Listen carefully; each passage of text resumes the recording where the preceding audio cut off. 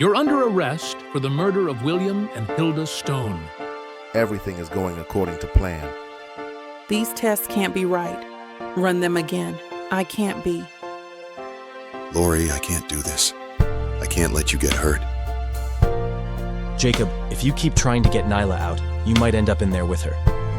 The Stone Empire is crumbling. Your family got her into this, Jacob. Fix it.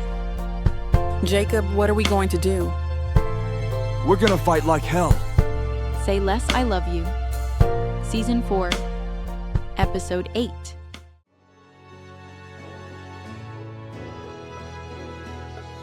Chapter 341, Lori.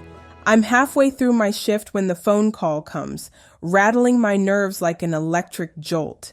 The day's been a blur. Monitoring patients, juggling paperwork, and worrying about Nyla, who's still holed up in Crestwood Private Hospital, desperately counting on Jacob to bring her the proof that can clear her name.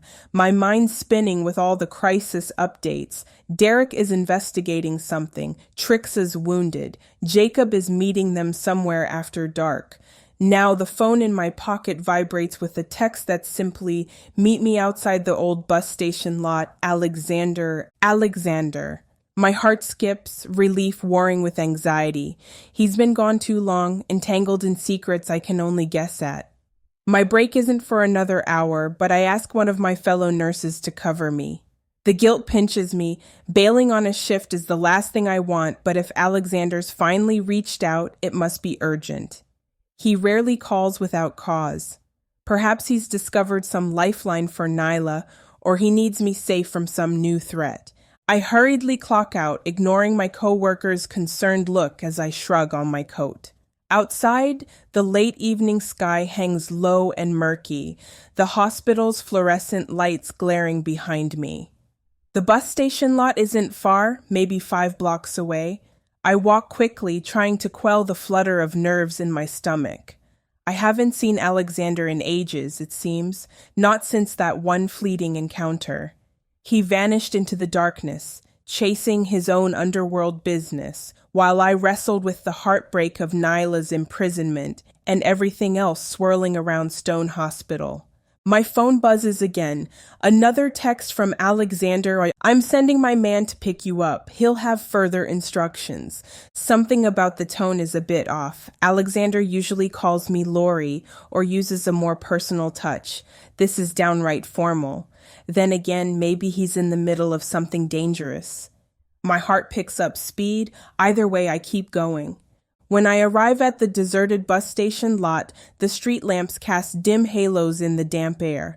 A black sedan idles near the curb, headlights off. It must be Alexander's man. I glance around, hoping to spot Alexander himself, but no such luck. A figure in a dark coat steps out from the driver's side. He's broad-shouldered, wearing a serious expression. "Are you from Alexander?" I ask, my voice trembling slightly. I have to crane my neck a bit to meet his gaze. He's at least 6 feet tall, possibly more. "Yes, ma'am." The man's voice is stiff, as though rehearsed. "He's asked me to collect you. Urgent matter. Please get in the car." I swallow hard, glancing at the nearly vacant street. Only a few flickers of light from a closed corner store and a passing taxi. My gut squirms, but I think about how Alexander might not be able to appear in person if he's in trouble. If it's urgent, I can't waste time. "All right," I manage. "Where is he?" "He'll give you details once we're underway," the man says, opening the rear door for me. I hesitate, but eventually slide onto the back seat. He closes the door behind me, then rounds the front to settle into the driver's side. The sedan pulls away from the curb and rushes into a highway. The interior smells of stale coffee and leather. My phone vibrates yet again. A text. I quickly fish it out of my pocket. Jacob. "Just want you to know, I met with Alexander tonight and he's fine. He saved us from a bigger disaster. But we lost Trixa. The evidence is gone. Marcus took her. My eyes widen, shock flooding my chest. Trixa kidnapped? The proof they had is gone? My mind spins. That means Nyla's chances just got slimmer unless Alexander can do something else.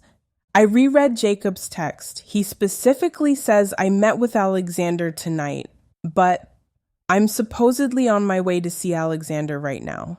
The timeline doesn't make sense if Alexander was with Jacob earlier. Did he just split up from Jacob and instantly send this driver for me? Maybe, but a tingle of doubt creeps up my spine. I clear my throat, leaning forward in the seat. Driver, I say, voice tight. Alexander saved them, you say? So where is he now? The man's gaze flicks to me in the rearview mirror. Busy, he replies tersely. He wants you secured, so just sit tight. The tone sets off alarm bells. Secured, I echo? What do you mean? Where exactly are we going? He glances at me again, not answering directly. My heart thumps. My phone is still in my hand, so I quietly type a reply to Jacob. Wait, you just said you were with Alexander. One of his men is picking me up now. This is suspicious. The driver is acting off, but before I can hit send, the man shoots me a sharp look. You texting someone? He demands, almost barking. He said no calls. We keep this quiet. My pulse races. He didn't say that, I stammer. Listen, maybe we can... Suddenly the man lurches for the phone. I yank back, pressing it to my chest. The car swerves slightly, tires squealing on the damp pavement. The seatbelt digs into my shoulder. Stop, I cry. He snarls, don't you dare text anyone. Alexander's orders. That snarl cements my suspicion. This is not how Alexander's real allies behave. If Alexander wanted me safe, he'd handle this with more caution, possibly sending Dmitri or someone I'd at least halfway recognize. This guy is a stranger. Also, was it Dmitri who called me? My panic spikes. Trixa missing, Derek shot, and now I might be abducted by someone posing as Alexander's man. My knuckles clench around the phone. I have to get out of this car. We're already speeding through an unfamiliar road with trees lining up on the side. I unlock my phone, about to call Alexander directly. Before I can press call, the man twists around, one hand still on the wheel, and lunges, trying to grab the device. I jerk away, fumbling. The phone falls onto the floorboard near my feet. We careen across the center line, nearly clipping a lamppost.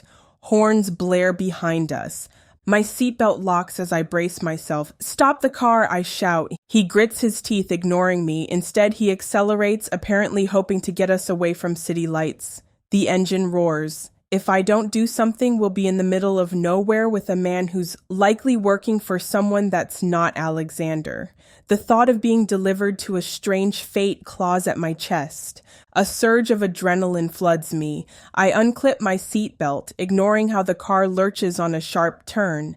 My head slams into the window, but I cling to the seat. The phone is lodged near the front passenger seat. If I can just reach it...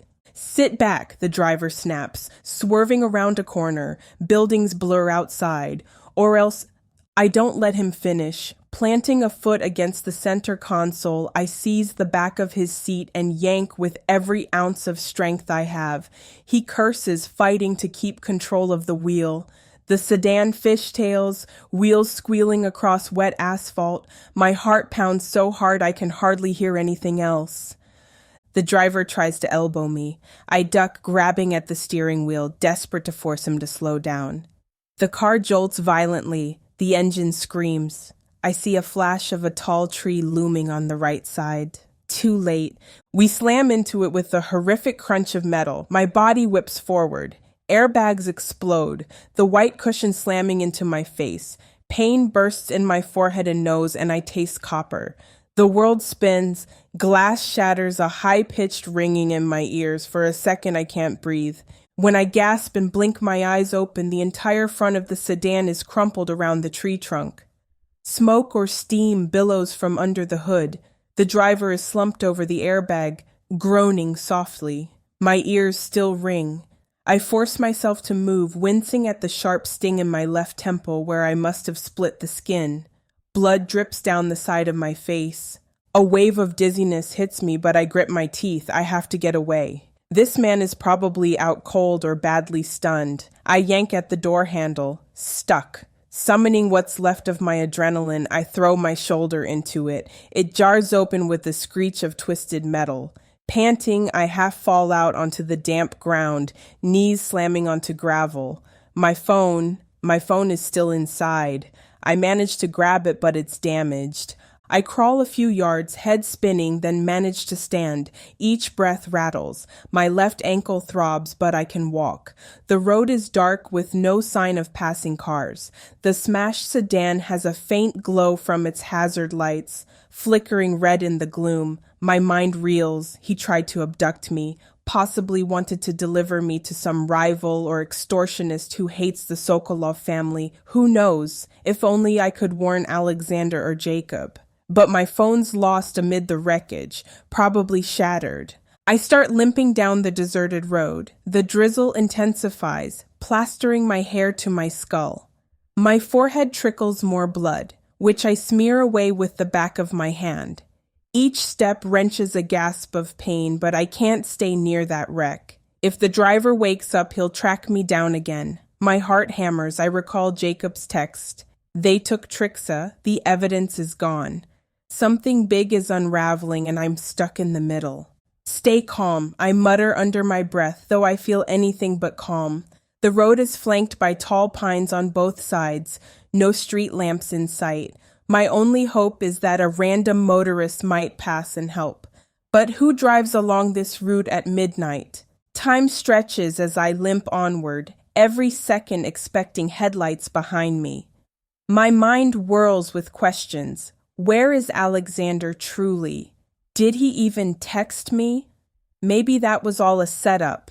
Jacob's text mentioned Alexander was with him earlier, so that means the message I received from Alexander was likely a fraud. How did these people hack me? Are they part of the same underworld that threatened Alexander's empire? A wave of panic constricts my throat. I force myself to keep going, ignoring the throb in my ankle and the sticky blood in my hair. The chilly air bites at my face. My uniform is soaked through. If I don't find help soon, I'll collapse from blood loss or sheer exhaustion. Finally, after trudging what feels like an eternity, I spot a faint glow in the distance, a pair of headlights. I lurch to the roadside, waving my arms, hoping they'll stop. My legs threaten to buckle, but adrenaline pushes me on. The car slows, then pulls up a few feet away. The driver's window cracks open, revealing a middle-aged man with worried eyes. "What happened? Are you all right?" he asks, leaning across the passenger seat. "Please," I beg, stepping closer out of the rain. "I was in an accident. Need a hospital. My phone is lost." My voice trembles with urgency. "Can you take me to Crestwood Private?" That's where Nyla is. And Derek. They can help me contact Jacob or Alexander. The man's expression softens with concern. "Get in, I'll drive you."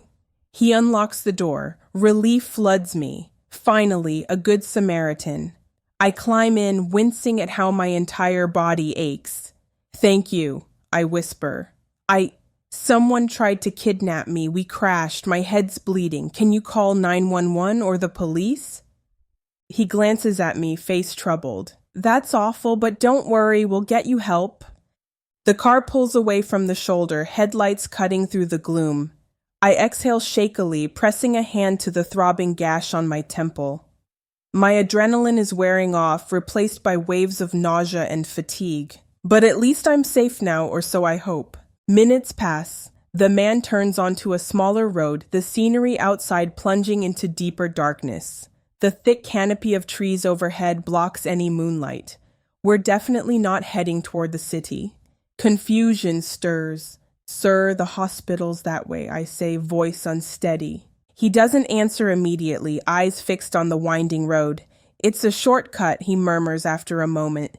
"Trust me, we'll reach a better highway soon." My pulse spikes again, suspicion returning. "Are you sure?" I ask. "Because I'm pretty familiar with Crestwood's location and—" He cuts me off. "Relax. Another mile or so, then we connect to the main route." His tone is too calm, almost hypnotic. My stomach churns. Is this another trap? Shadows flicker past the windows. We're going deeper into rural territory, not nearer to the city center. The roads are narrower, the trees pressing in from both sides. My breath quickens. I check the time on the car's dashboard clock, past midnight. Maybe 1 a.m.? My sense of direction is scrambled. Panic sets in as the car continues along a deserted lane. "Stop the car," I say sharply. "I'll walk the rest of the way." My rational side screams that I might die out here if I jump out again, but the alternative seems worse. The man ignores me. My mouth goes dry. I try the door handle, locked. "Hey," I tug uselessly. "Open this door." He still says nothing, focusing on the road with eerie calm. Alarm bells ring in my mind, loud as sirens. Not again, I think, tears pricking my eyes. Another kidnapping attempt? Is the entire city riddled with criminals wanting to exploit the Sokolov name or manipulate Alexander? My breath hitches. I rummage in my pocket for my phone. Still not there. Right, it was left behind in the wreck. A wave of helplessness washes over me. The car bumps along a gravel path, and in the distance I glimpse a sprawling silhouette. A mansion? Lights flicker behind tall iron gates. My heart leaps to my throat. The driver slows, approaching the gates. They open with a rattling sound like someone inside was expecting us. My mind reels. Where am I? Who are these people? He parks near a circular driveway overshadowed by the mansion's looming facade. Before I can protest, he unlocks my door, then yanks me out by the arm. I cry out, staggering on my injured ankle, my head throbbing. "What is this place?" I manage, voice quivering. "Let me go." He drags me up the steps, ignoring my pleas. 2 other men appear from inside, both wearing dark suits, their faces shadowed by the porch light. My throat tightens. One man steps forward, scrutinizing me with a cold smile. "So this is the nurse?" he says quietly. "The one tangled with the Sokolov entanglements, yes?" My stomach flips. Sokolov, that's Alexander's last name. These men evidently know about him. Dread pulses in my veins. The first man, older, stands stiffly. "The Sokolov family tries to claim legitimacy," he mutters in a low snarl. "But the only way out of the underworld is death." He glances at me with disdain. "You think Alexander's your savior, little nurse?" I flinch, chest heaving. "I don't know what you're talking about. Please, I'm just—" My words catch in my throat. They apparently resent Alexander's attempts to go legit, or so I've gleaned from bits Alexander told me. Are these old rivals? They ignore my trembling confusion. The older man nods to the one who brought me. "Take her inside. She's leverage, or at least a message to the Sokolovs. Maybe we trade her life for something we want." Terror spikes. My entire body shakes. I jerk free of the driver's grip, adrenaline spiking again. "No, I won't let you use me." I lash out, elbowing him in the ribs. He grunts, but I'm too battered, too dizzy. My blow barely registers. The older man seizes my wrist, twisting it until a bolt of pain shoots up my arm. "Don't fight," he growls, "or I'll break your bones right here." Tears prick my eyes. My head throbs from the car crash. I recall how Derek bled in front of me, Trixa abducted by Marcus. Now I'm in the clutches of some unknown faction that hates Alexander. Am I cursed? The entire night is a horror show. "So stop," I stammer. "Alexander, let him go. He's not—" My words tumble, not sure how to argue with them. If these men want to punish Alexander, taking me might be a stepping stone. Just then, a new voice echoes from the foyer behind them, smooth, younger. "Gentlemen, that's enough. Don't damage her further." The older man drops my wrist. I clutch it, stepping back, chest heaving. A figure steps forward, half in shadow. I see a tailored suit, a confident stance, the glimmer of a ring on his right hand. He's speaking softly, but there's an undertone of authority. My ears ring from panic. I can't make out the words as he confers with the older man, but I sense he's more than a lackey, possibly a leader or someone with ambition. I catch phrases like, Sokolov must answer and leverage for the final blow. I stumble, disoriented, the corners of my vision darkening. No, I mumble, trying to cling to consciousness. My knees buckle, body sagging in pain and exhaustion. The world spins. I glimpse the younger man's face, partially lit by a chandelier glow, sharp features, a cold smile perhaps. He steps closer, his presence radiating confidence. My mouth opens in protest, but a wave of dizziness floods me. Alexander, I whisper, longing for him to burst through the doors. He'll find me. My voice is swallowed by the swirl of blackness creeping in. The edges of my awareness slip away. I hear the older man grunt, the younger man's voice telling them to carry me inside. Footsteps thud on marble floors. I try to fight it, but I'm beyond my limit. The chaos of the night, 2 kidnapping attempts, a car crash, a head wound consumes me. My body sags, vision flickering. The last thing I register is the younger man's voice, oddly calm. Set her in the guest suite. We'll decide her fate once we finalize our terms with the Sokolovs. A final wave of horror courses through me, but I can't speak. Darkness envelops my mind. My last conscious thought is a silent plea that Alexander or Jacob or anyone might realize something's wrong and save me from this nightmare. And then the world fades into black, leaving me at the mercy of these mysterious enemies who loom in the mansion's dim corridors like specters from a twisted fairy tale. I slip into unconsciousness, feeling the cold marble under my knees and the metallic tang of blood in my mouth. My final spark of awareness is a faint echo. Nyla, Derek, Jacob, help me, Alexander. And then everything vanishes, leaving only darkness as I pass out in the middle of a silent war I never meant to join. He's the mysterious man I had a fling with last night, and it turns out he's my dad's new boss. I was getting IVF, but the donor came in and wanted his stuff back.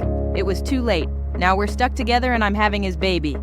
Ready to dive into a world where passion meets intrigue, where love knows no bounds.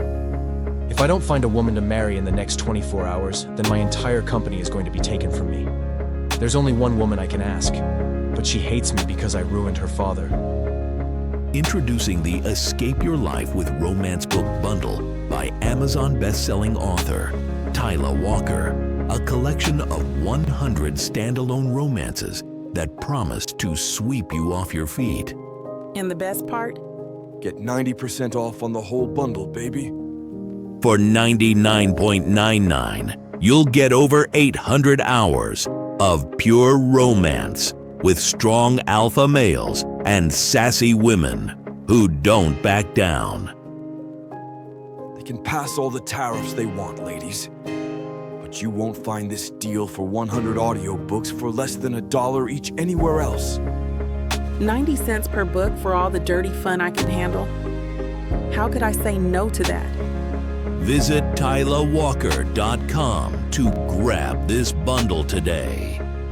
Get ready to escape your life with Miss Nyla.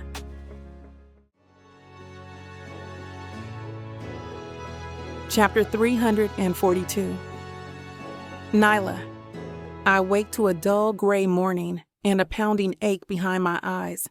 The air in my hospital room feels thick, as if all the anxiety swirling inside me has condensed into something tangible. For a fleeting second, I forget where I am. The sterile walls, the faint chemical smell, the beep of machinery just down the hall. Then it all crashes back. My incarceration, the precarious medical reprieve in Crestwood Private Hospital, the looming trial, and everything that's gone terribly wrong. My mouth tastes stale. I force myself upright, leaning on my elbows. My phone lies on the bedside table, silent. My lawyer, Margaret, has been in and out with bleak updates. My fiancé, Jacob, has come by, but each time he arrives looking more haunted, half broken by the fiasco that's unraveling. I press a hand to my belly, a gentle swell reminding me that I'm not fighting for myself alone, but for this unborn child who depends on me. A nurse peeks in, checking vitals, offering a tight smile. I almost expect her to blurt out more bad news, but she finishes her routine in silence. Once she's gone, I sigh, propping pillows behind my back. My entire being feels weighed down by dread. When I was first taken to this hospital, I held on to a fragile hope that Trixa's newly found evidence would exonerate me. But everything has collapsed. Trixa got kidnapped, the data snatched away. Derek landed in a coma, Jacob said he was shot. And now we have almost nothing left to prove my innocence. I'm about to pick up my phone and see if there's any message from Jacob when the door creaks open again. A man I vaguely recognize from the news, some court liaison, steps in, blinking apologetically. "Miss Thomas," he begins, voice low. "I'm afraid we have a statement from Marcus Swan. It concerns Trixa." My heart stutters. "What?" I manage, blood pumping in my ears. "Has she been found by the police?" The liaison shakes his head, clearing his throat. "She's not under standard police custody. Mr. Swan just made a public announcement. Trixa shot him, her own father, and he has declared she's lost her mind. According to him, she's being admitted to a private facility for psychiatric evaluation rather than placed in jail." My breath leaves me in a shaky gasp. He's making her out to be insane, I rasp, but we both know it's a lie. He probably shot himself. The liaison's face crumples with pity. We only know what the official statement says. Trixa apparently turned violent, threatened him with a gun, and he, in a show of fatherly mercy, requested that she be sent to a mental institution for her own safety. His voice quivers on that last part, as if he personally can't swallow it. Trixa, locked away in some hospital or facility under the father she so desperately tried to expose. I feel my stomach twist painfully. She was my last real hope. If she were free, if she could talk, the evidence might have still reached the court. Instead, she's presumably in Marcus's clutches, branded as unstable. The knowledge sends a ripple of despair through me. The liaison hesitates. "I'm sorry," he says softly. "I know she was important to your case." That's an understatement. Trixa risked everything for me, for the truth. She got battered, shot, and now she's put away in an institution, her entire credibility shredded by Marcus's manipulative stunt. The burn of tears pricks my eyes. "Thank you for telling me," I murmur. "That'll be all." He nods, stepping out with a sympathetic grimace. The moment the door closes, I press shaking hands to my face, tears rolling hot down my cheeks. Trixa is gone, declared insane. Derek is lying in a coma, rumored to be her accomplice in God knows what twisted version of the story. I'm trapped in a hospital bed, under the warden's watchful eye. So this is how Marcus wins. A hollow ache settles in my chest as I contemplate the day ahead. The trial. Once this fleeting medical extension ends, I'm due back in court. And we have no evidence. Jacob tried to reassure me that we still have the receipts analysis, a partial forensics angle, maybe Alicia's testimony, but none of it feels strong enough. The prosecution has hammered the narrative that I'm a cunning murderer. Meanwhile, Marcus is parading around with a sling, claiming his own daughter tried to kill him. The swirl of scandal devours us all. Morning slides into midday with painful slowness. Margaret arrives in my room, holding a small stack of legal files. Her face is taut, eyes shadowed from lack of sleep. "Nyla," she says softly, pulling up a chair. "It's time." I swallow the lump in my throat. "The hearing?" She nods. "Yes, the judge insisted we proceed. We can't delay further, not with the media breathing down everyone's neck. Are you up to it?" My arms tremble as I peel back the blanket. I have to be, I reply, voice unsteady. There's no more later. No more time. Even though Trixa's gone, Derek's out cold, and everything is falling apart. Margaret helps me into a simple blouse and slacks that one of Jacob's contacts provided. She tries to smooth my hair, but every brushstroke reminds me of the tension coiled in my neck. A guard waits outside the door, ready to escort me. Once I'm in the wheelchair, Margaret gestures for him to push me along. We move down the hospital corridor in a hush, staffers sidestepping. My ankles tingle with the memory of shackles, which they might reapply soon if the judge declares me fit to return to prison. Jacob stands near the elevator, a slump to his posture. When he sees me, his eyes fill with pained relief. Nyla. He crosses the space, wanting to embrace me, but the guard is in the way. He settles for touching my shoulder gently. I'm so sorry. I can't muster a smile. I heard about Trixa. She's declared insane. Jacob, this is monstrous. She's paying for trying to help me. My voice cracks. He nods, sabotage, swallowing visibly. We'll fix it somehow. You just have to hold on. But the defeat in his gaze makes my stomach churn. He looks half dead from worry, probably fresh from Derek's hospital bed. The guard prods us onward. We board an elevator, heading down to a discreet side exit where a van is waiting, presumably to whisk us to the courthouse. Margaret and Jacob accompany me, silent but for the hum of the van engine. My heart thrashes. This is it. The courthouse is jammed with reporters. The guard tries to block the microphones, but cameras flash, questions explode. Nyla, did you orchestrate Trixa's meltdown? How do you feel about shooting your own father? Or so they claim. Are you faking your illness? The throng closes in like vultures. My breath hitches, but Jacob's hand on my shoulder steadies me. We push through, ignoring the hail of accusations. Inside the courtroom, the air is heavy with anticipation. The prosecution sits with a smug confidence, as if they've already won. I wonder if they've spoken to Marcus, who's milking his injured father angle. I glimpse a few journalists in the gallery, their notebooks open, pens poised. My mouth goes dry. So this is how it ends? I'm parked at the defense table in my wheelchair, Margaret by my side. She looks stoic, though I sense her shoulders trembling faintly. Jacob stands behind us, arms folded, wearing an expression somewhere between heartbreak and rage. The judge, an older woman with sharp features, gavels the session to order. We'll proceed with final evidence presentations and testimonies, she declares. Her gaze falls on Margaret. Defense, are you prepared? Margaret clears her throat, rising. Yes, Your Honor. We present our forensics expert on the receipts allegedly tying Miss Thomas to sabotage. She motions for a tall, bespectacled woman to approach the stand.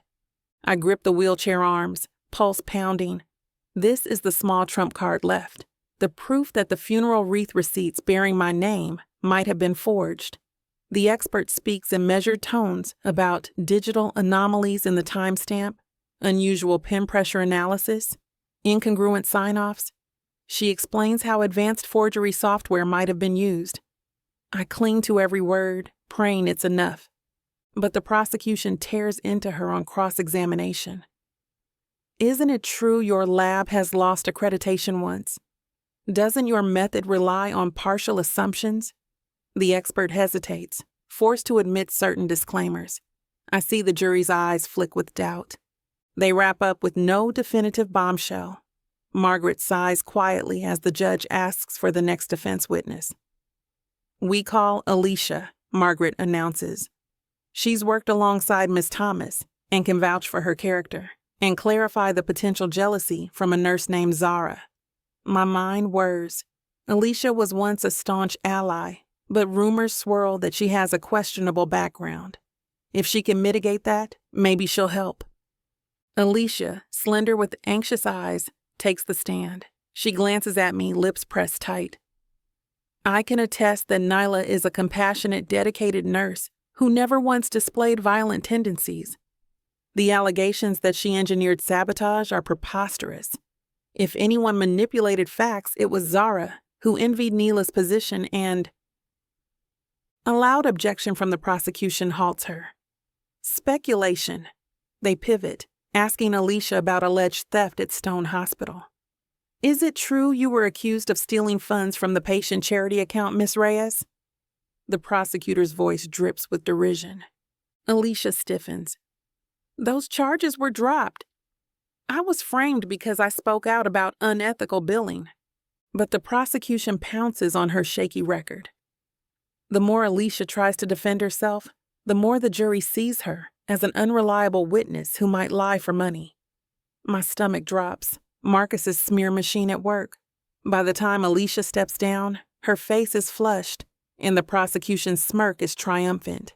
I see the jury whisper among themselves, unconvinced by her tearful pleas. We move through more motions. Derek is called in name only, but he's in a coma, obviously unable to testify. The prosecution insinuates that Derek might have been Trixa's accomplice in shooting the guard and poor Marcus. The logic is twisted beyond belief, but it doesn't matter. With Trixa absent to contradict them, the insinuations hang in the air. I slump lower, feeling my hope ebb away. Margaret's knuckles whiten as she flips through notes, searching for a last-minute angle. Nothing. All we have are partial forensics, battered character witnesses, and a swirling scandal claiming I not only murdered the Stones, but also drove Trixa to madness. The farce is horrifying. Jacob stands behind me, a hand resting lightly on my shoulder, as though it's the only thing anchoring him. His eyes are red-rimmed, jaw tight. When the judge calls for final arguments, Margaret clings to a passionate defense, pointing out the gaping holes in the prosecution's timeline. The manipulated evidence, the suspicious testimony from Zara, who conveniently isn't here but gave depositions. She implores the jury to see reason. The prosecution counters with a sneer, highlighting that Trixa, the alleged discoverer of new proof, has clearly lost her sanity and shot her own father. So how can anything she found be trusted? They hammer me with rhetorical questions. Why did the saboteur's receipts bear my signatures? Why is Derek wounded and Trixa in an institution, if not for collusion gone wrong? My head throbs. The baby shifts inside me, a small, fluttery reminder of the life we stand to lose if I'm locked away. My breath tightens. It's all going south. The judge is clearly impatient with the swirling rumor mill, leaning forward, eyes flicking from me to the prosecution, with growing skepticism. Finally, the judge exhales. I will prepare my instructions for the jury, she announces. But this evidence is inconclusive at best. Defense, any last words? The wave of tension in the room is palpable, like we're standing on the edge of a cliff. Margaret scrambles to speak again. Your Honor, Trixa's testimony would be vital if only she weren't forcibly committed. We also have reason to believe Derek's testimony would exonerate Miss Thomas if he weren't in a coma. The judge lifts a hand to silence her. I understand your position, but the court can only consider what's available now. We can't wait indefinitely. She looks at me with something like pity in her eyes. My heart threatens to shatter. Jacob's hand tightens on my shoulder. Across the aisle, the prosecution's lead attorney folds her arms, lips curved in a faint smile. She smells victory. Marcus's cunning has overshadowed everything. All right, the judge says solemnly. Then I think we must... Suddenly, the heavy courtroom doors burst open with a reverberating clang. Everyone whips around in shock. A woman stands on the threshold, panting hard, hair plastered to her forehead as though she's been running. She clutches a small USB in her raised hand. Stop, she shouts, voice echoing. Don't finalize anything yet.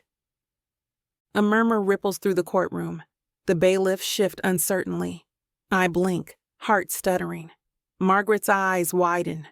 Jacob's breath catches behind me. Who is this? The newcomer steps forward, breath ragged. My name is Ella, she manages, glancing at the judge. I'm a friend of Trixa's. She told me if things go south, I must help her sister, Nyla. The judge frowns. You have some business with this court, Miss Ella? Yes, Ella gasps, holding up the USB. Trixa had a backup. She emailed me late last night. Some files, recordings, data. She said if she disappeared, I should bring them here. Her voice trembles.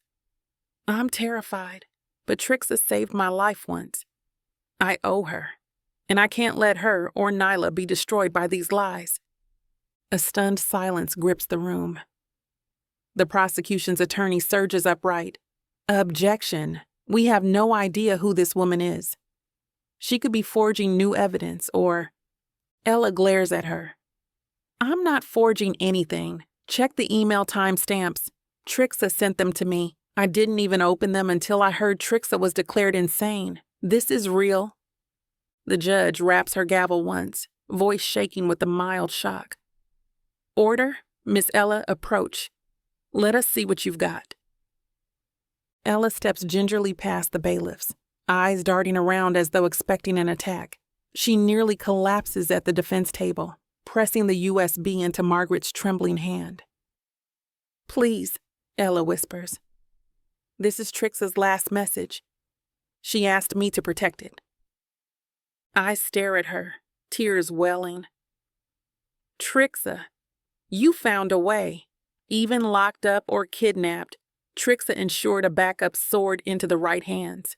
A fragile spark of hope ignites in my chest. Margaret swallows hard, turning to the judge. Your Honor, we'd request an immediate review. This data could be crucial to Miss Thomas's innocence. Miss Ella is prepared to provide email chain verification. The prosecution sputters with protests, claiming it's too late, or that they must first validate the source. The judge hammers the gavel more forcefully.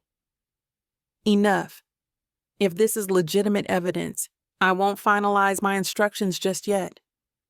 Court is recessed for a brief period while we examine the new submission.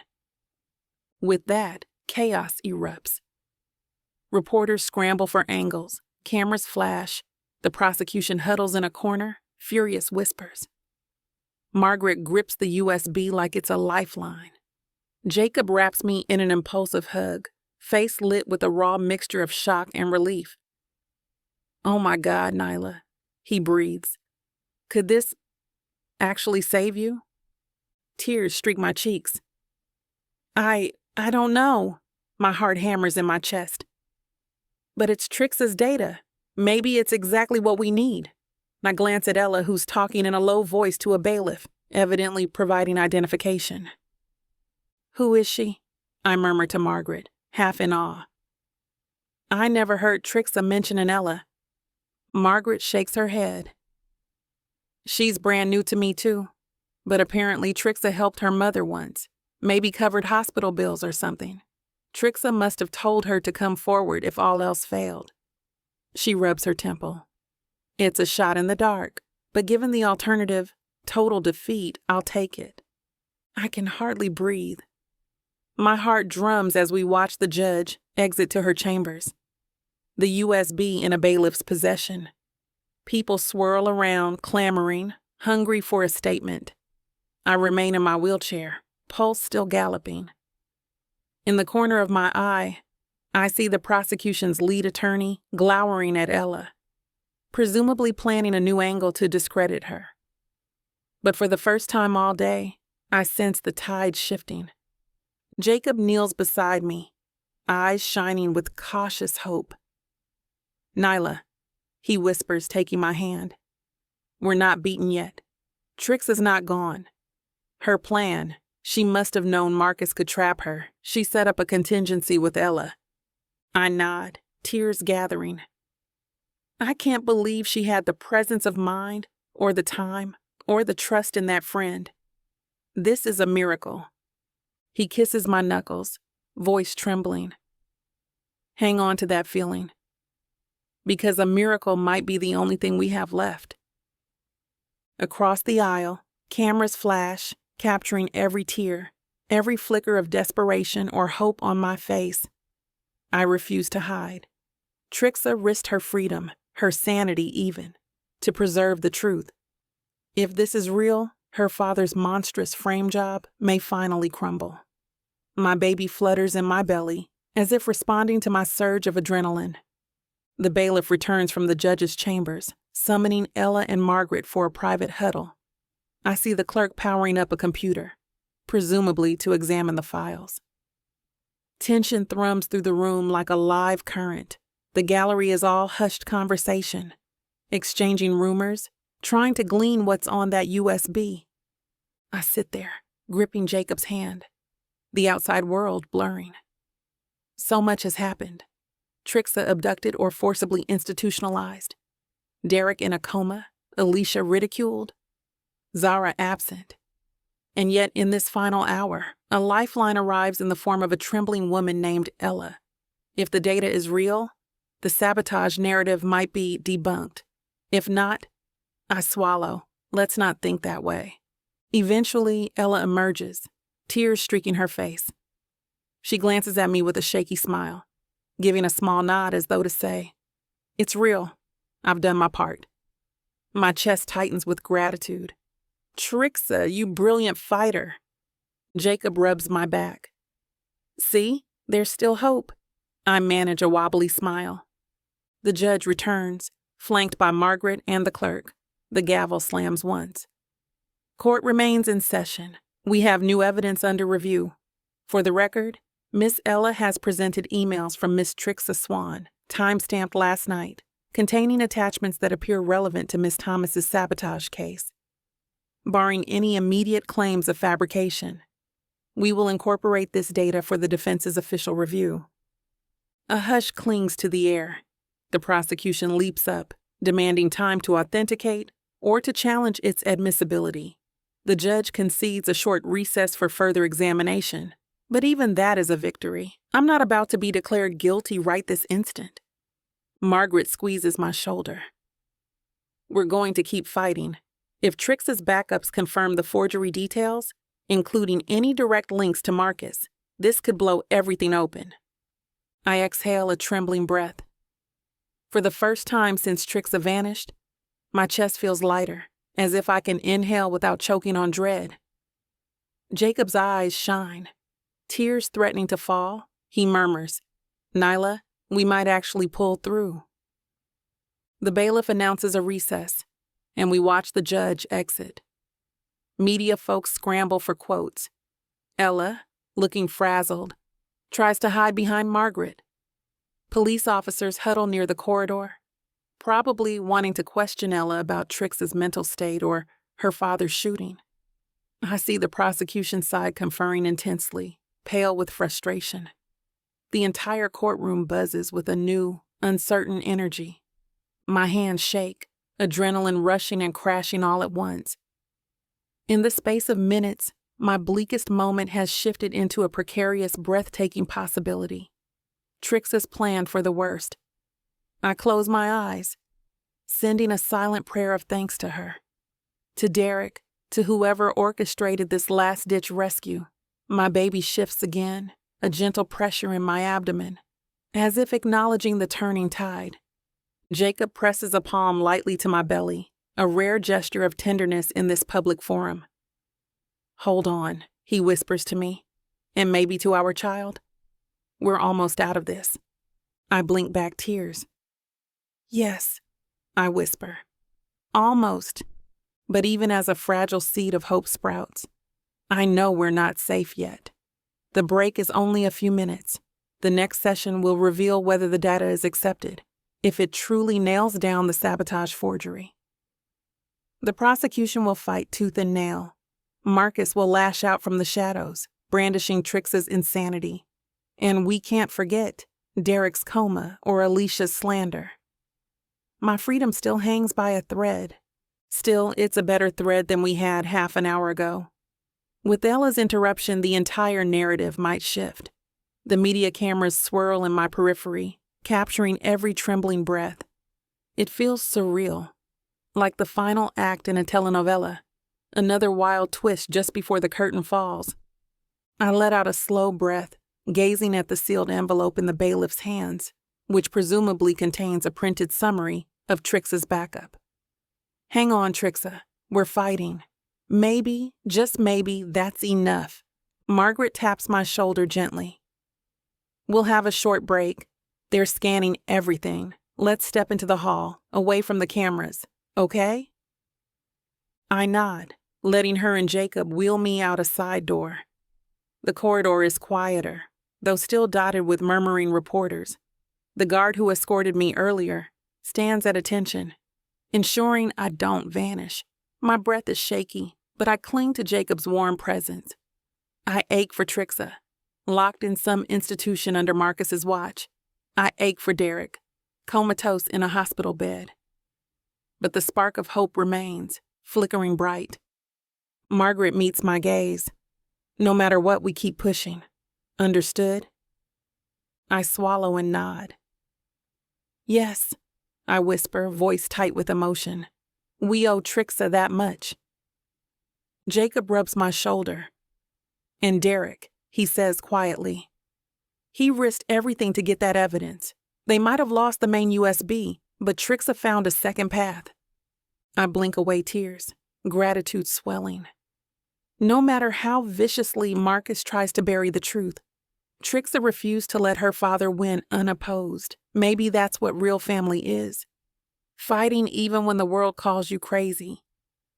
My heart clenches, both sorrowful and proud of Trixa's courage. Voices echo from the main room, a stir of excitement. The bailiff peeks out. Defense, court is about to reconvene. My stomach flutters. Time to face the next stage. Margaret nods at me, then leads the way. Jacob and I follow, the guard trailing behind. As we re-enter the courtroom, I sense every eye fixed on us. On me. The judge returns to the bench, rapping her gavel lightly. Tension crackles. But just as she begins to speak, the overhead lights flicker. Cameras flash. I catch the outline of Ella standing behind the defense rail. Hands knotted together, face pale but resolute. The hush is absolute, as though the entire chamber is holding its collective breath. My heart hammers, braced for anything. We don't get the final answer yet, not this second. The judge simply announces that they're preparing a thorough verification of Ella's new evidence. The hearing remains in flux, the final verdict suspended. And though fear still gnaws at me, I close my eyes, letting the slightest smile curve my lips. We might not be done after all. That final note of possibility lingers, overshadowing the gloom that's plagued me since sunrise. The media swarms. The prosecution fumes. The bailiffs reassert order. Everyone wants to know what exactly is on Trixa's backup. Whether it truly exonerates me or if it's another dead end. The judge orders a short recess, leaving us in suspended chaos. And so, with my life still on the line, with Trixa's name smeared and Derek comatose, we find ourselves facing a new and precarious path to salvation. This entire trial has become an insane carnival. But if Trixa's final gift truly unravels Marcus's sabotage, then maybe, just maybe, I'll walk out of here free. And my baby will never know the cold bars of prison. The swirl of tension heightens. The cameras press in. People babble about conspiracies, mental institutions, bullet wounds, forged receipts, and last-minute USBs. My heart refuses to slow, adrenaline coursing. But for the first time in days, a faint sliver of hope breaks through the heavy clouds. We cling to it. Because in a world where the father frames the daughter, Derek's bleeding in a coma, and a heroic stranger brandishes backup files at the 11th hour, sometimes all you can do is wait for the next dramatic twist, hoping it brings salvation rather than ruin. I thought I was getting a fake marriage, But I didn't know my story was being told by Miss Tyla. This isn't just any fake marriage now, is it? No. You introduced me to the devil. Come on, girl. Jacob isn't that bad. Oh, I love Jacob. His family, on the other hand? Beggars can't be choosers, Nyla. You should be grateful I even let Jacob Stone look your way. I just wanted to save my granddaddy. Is that so bad?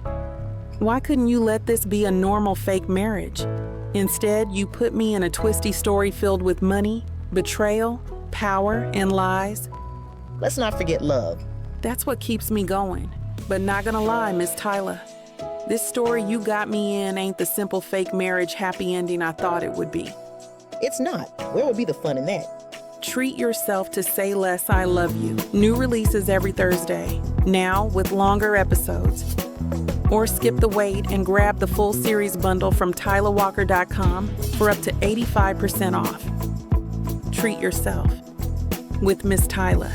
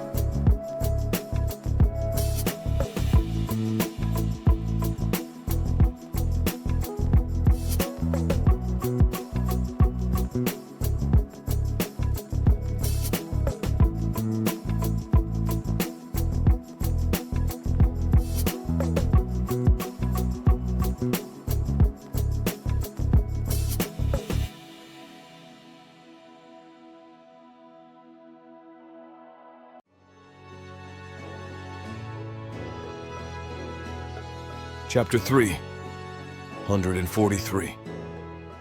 Jacob. I step into the courtroom with my lungs half full of stale, panicked air. My palms won't stop sweating, even though I've wiped them against my jacket at least 3 times since I left Nyla in her wheelchair by the entrance. Normally, we would walk in together, hand in hand, or me pushing her chair. But this time, the guard insisted on escorting her around the back to avoid the cameras. Everyone wants the perfect shot of Nyla's face, capturing every tremor, every flicker of fear. I hate it. Yet I can't stop it. The bailiff nods at me. I manage a stiff nod in return, adjusting my tie with shaking fingers. I can already feel the eyes, the reporters, the half-whispered remarks. A small woman in the front row, presumably a journalist, scribbles in her notepad, glancing from me to the counsel's table. I breathe out slowly. This is it. The day we present Trixa's new evidence. The day we try to save Nyla from a permanent, guilty verdict. A clang of the gavel echoes. I catch a glimpse of Nyla being wheeled into position at the defense table. Her face is pale but determined, and she glances my way. Our eyes lock for a fraction of a second, enough for me to mouth, "I love you!" I see her lips tremble, but she breathes, steadies herself. The judge, a severe older woman with hair coiled into a tight bun, clears her throat. "Court is in session. Counsel, are we ready?" Margaret, our lawyer, stands. "Yes, Your Honor. The defense is prepared to discuss the newly discovered digital evidence, courtesy of Miss Ella." Ella steps forward from the small bench near the aisle, clutching her hands in front of her belly as though she might lose her nerve at any moment. She's trembling, but the flicker of defiance in her eyes suggests she's not about to back down. She lifts her chin, the overhead lights glancing off a small cross around her neck. "Miss Ella," the judge addresses her, "I understand you came into possession of certain data left behind by Trixa Swan. You provided that to the court last week, correct?" Ella swallows audibly. "Yes, Your Honor. Trixa. She emailed me hours before she disappeared. She told me if anything happened, if she got institutionalized or worse, I had to bring these logs. They show how Marcus forged the sabotage receipts, and how he staged the orchard attack and everything else. I can't just stand by and let them brand Trixa insane."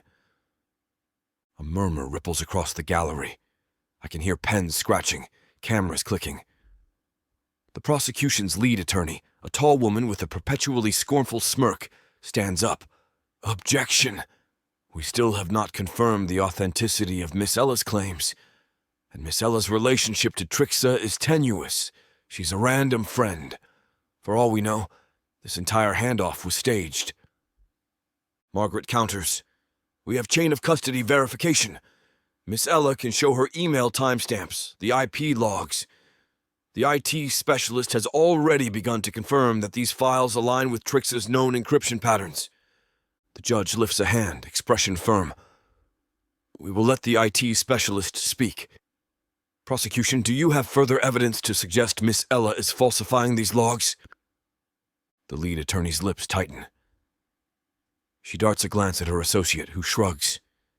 Finally, she says, "We demand thorough verification, Your Honor.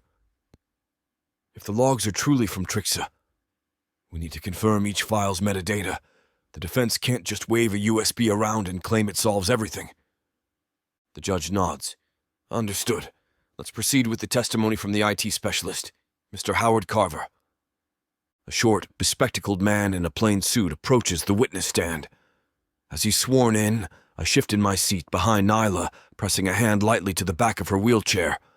Her shoulders tense, then soften under my touch. She exhales shakily. I lean forward to whisper, "We're getting there.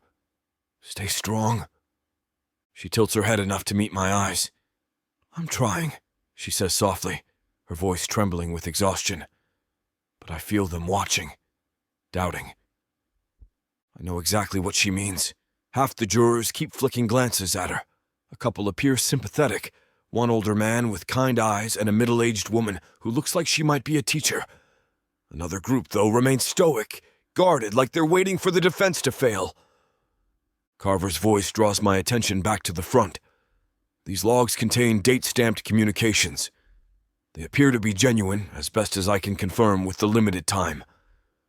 The original server data matches Trixa's known address. I found consistent cryptographic signatures that Miss Swan used in prior emails. So, yes, it looks authentic. My heart leaps. I see Nyla's hands clench around the edges of her wheelchair. Ella shoots a timid smile. But the prosecution attorney stands again, arching a brow in that condescending way. "Mr. Carver, can you confirm beyond any doubt there's no tampering? That Trixa or Miss Ella didn't insert forgeries into these logs themselves, attempting to frame Marcus?" Carver hesitates. "I can't speak to intention, but the pattern of metadata, the IP addresses, the sequence of emails, they are consistent. That does not 100% rule out sophisticated forgeries, but in my professional opinion, it is unlikely." "Unlikely?" The prosecution's tone oozes skepticism. "So not absolute." At that, Carver's face falls. "In digital forensics, absolute is rare, but I would testify with strong certainty this data is real. It's not conjured from thin air." The attorney smirks, but the judge interjects. Thank you, Mr. Carver. We will note your conclusion. Counsel, you may continue. Margaret stands, shoulders squared. Your Honor, we motion that this evidence be admitted into the record. We propose the court examine it fully, with as many experts as needed, to confirm Trixa's father, Marcus, manipulated sabotage evidence. Meanwhile, Miss Thomas, already medically fragile, should be granted leniency. This data strongly implicates a third party, not Miss Thomas in the sabotage. A swirl of low conversation stirs the gallery. My pulse hammers. This is the moment. If the judge allows the data, if they do a thorough check, Nyla might finally be free from this god-awful suspicion. I glance at her. Her eyes gleam with tears she's trying to hold back. But the judge's gaze darkens. She taps her pen on the desk. I'll allow the evidence. However, we will not finalize any ruling until additional experts cross-check. Prosecution, do you have an objection to the timeline? The lead attorney glances at her watch, feigning exasperation. We'd ask for a few days to cross-verify. That's not stalling, just due diligence. I bite down on a retort. A few days? That's exactly stalling. But the judge sighs. Very well. Court will reconvene in 2 days. In that time, both sides may verify the logs thoroughly. A wave of tension bursts into chatter. People gather their notes. The bailiff raps the stand for quiet. My attention veers to Nyla, who slumps in the wheelchair, relief and dread swirling together. Jacob, she murmurs as I kneel by her side. Does that mean I have to wait in that cell? Or can I stay in the hospital? Margaret steps over, catching the question. We'll push for you to remain in Crestwood under guarded watch. They won't send you back to prison if you still show signs of stress-induced complications. Nyla closes her eyes in relief. Thank you. Her hand drifts to her abdomen, protective. I swallow the lump in my throat. This unborn child is stuck in the crossfire of all these manipulations. The judge gavels dismissal. As the crowd starts to disperse, I squeeze Nyla's hand. I'll catch up with you soon. I have to check on Derek. He's still not awake. Her face crumples. You think he's improving? I want to lie, to paint a hopeful picture. Instead, I hold her gaze. We'll do everything we can. He's in good care, but the doctor's worried. I can't stand not knowing. Nyla's fingers tighten around mine. Tell him, if he can hear anything, tell him we need him. We need the Orchard meltdown story from him. He's the only one who was with Trixa. Let him know we're rooting for him. I nod. I promise. Then, pressing a quick kiss to her forehead, our stolen moment of comfort, I pull away. She looks so exhausted, yet determined. My heart twists with both love and fear. Ella stands nearby, uncertain. I smile gratefully at her. Thank you for stepping up. Trixa, she'd be proud. Let me or Margaret know if you need anything. She nods, tears in her eyes. I just want Trixa safe. She saved me once. I'm only returning the favor. Please don't let Marcus bury her. I vow quietly, we won't. Then I rush out, weaving through reporters, ignoring their shouted questions. My mind is fixated on Derek, unconscious in the ICU. Our best friend, the man who risked everything. Trix's so-called Orchard meltdown was actually a shootout orchestrated by God knows who. If Derek recalls any details, we can nail Marcus's claims as false. But only if Derek wakes up in time. The drive to Crestwood Hospital is a blur. I park haphazardly in the physician's lot, half jogging inside, ignoring the sideways glances from staff. The elevator ride up to the ICU feels eternal. My reflection in the polished metal walls reveals dark circles, rumpled hair, a man unraveling. I find Derek's room, 315. The corridor is quiet, subdued lights reflecting on the glossy tile. I peer through the glass. Derek lies there, machines beeping softly. A nurse hovers by the bed, checking his vitals. I push open the door carefully. She glances at me. Mr. Stone? I nod, swallowing the dryness in my throat. How is he? Her face is apologetic. No real improvement. The bullet nicked an artery. He lost a lot of blood. The surgeons repaired what they could, but we need him to wake. For now, he's stable, but critical. There's only so long we can keep him sedated and reliant on these machines. My stomach lurches. Time is running out, I echo in a hollow voice. She pats Derek's hand, then steps aside to let me approach. The slow beep of the monitor marks his heartbeat. Tubes snake from his arm. An oxygen cannula rests near his nose. It's painful to see him so fragile. I reach out, gently place my palm over his forearm. Derek, I whisper. It's me, Jacob. I don't know if you can hear me, but we found some of Trixa's data. We might be able to save Nyla. But we still need you. We need your story about the orchard, about Marcus shooting himself, about everything. If you can come back... My voice cracks.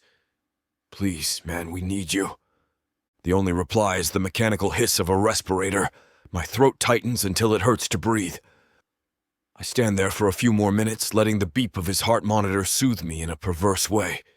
At least it means he's alive. Then, with heavy limbs, I turn to leave. Out in the corridor, the same nurse intercepts me. She glances around, leans in. Mr. Stone, she murmurs. There was a man here last night. Claimed to be a friend, but something felt off. He was dressed in a lab coat that didn't fit quite right.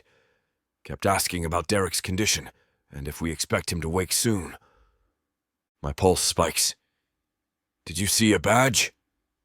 She shakes her head. He flashed something at the front desk, said he was from Stone Hospital's extended staff. But once I pressed him on specifics, he left in a hurry. I didn't want to cause a scene, but... It was strange. Cold dread sinks through me. Thank you for telling me. If he returns, call security. Immediately. She nods and I stride away, tension coiled in my gut. So someone's snooping, wanting to ensure Derek stays silent. Could it be Marcus's goons? Or maybe his rivals? Or a traitor within Stone itself? I try to quell the panic. Right now, I have bigger fish to fry. Ensuring Derek's safe, ensuring Nyla's new evidence is validated, and dealing with the whispering board members who might be conspiring with Marcus. My phone buzzes in my pocket, Margaret's name on the screen. I hit answer. Her voice is low.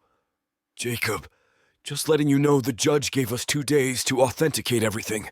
We need Stone Hospital's IT department on board, or a neutral third party.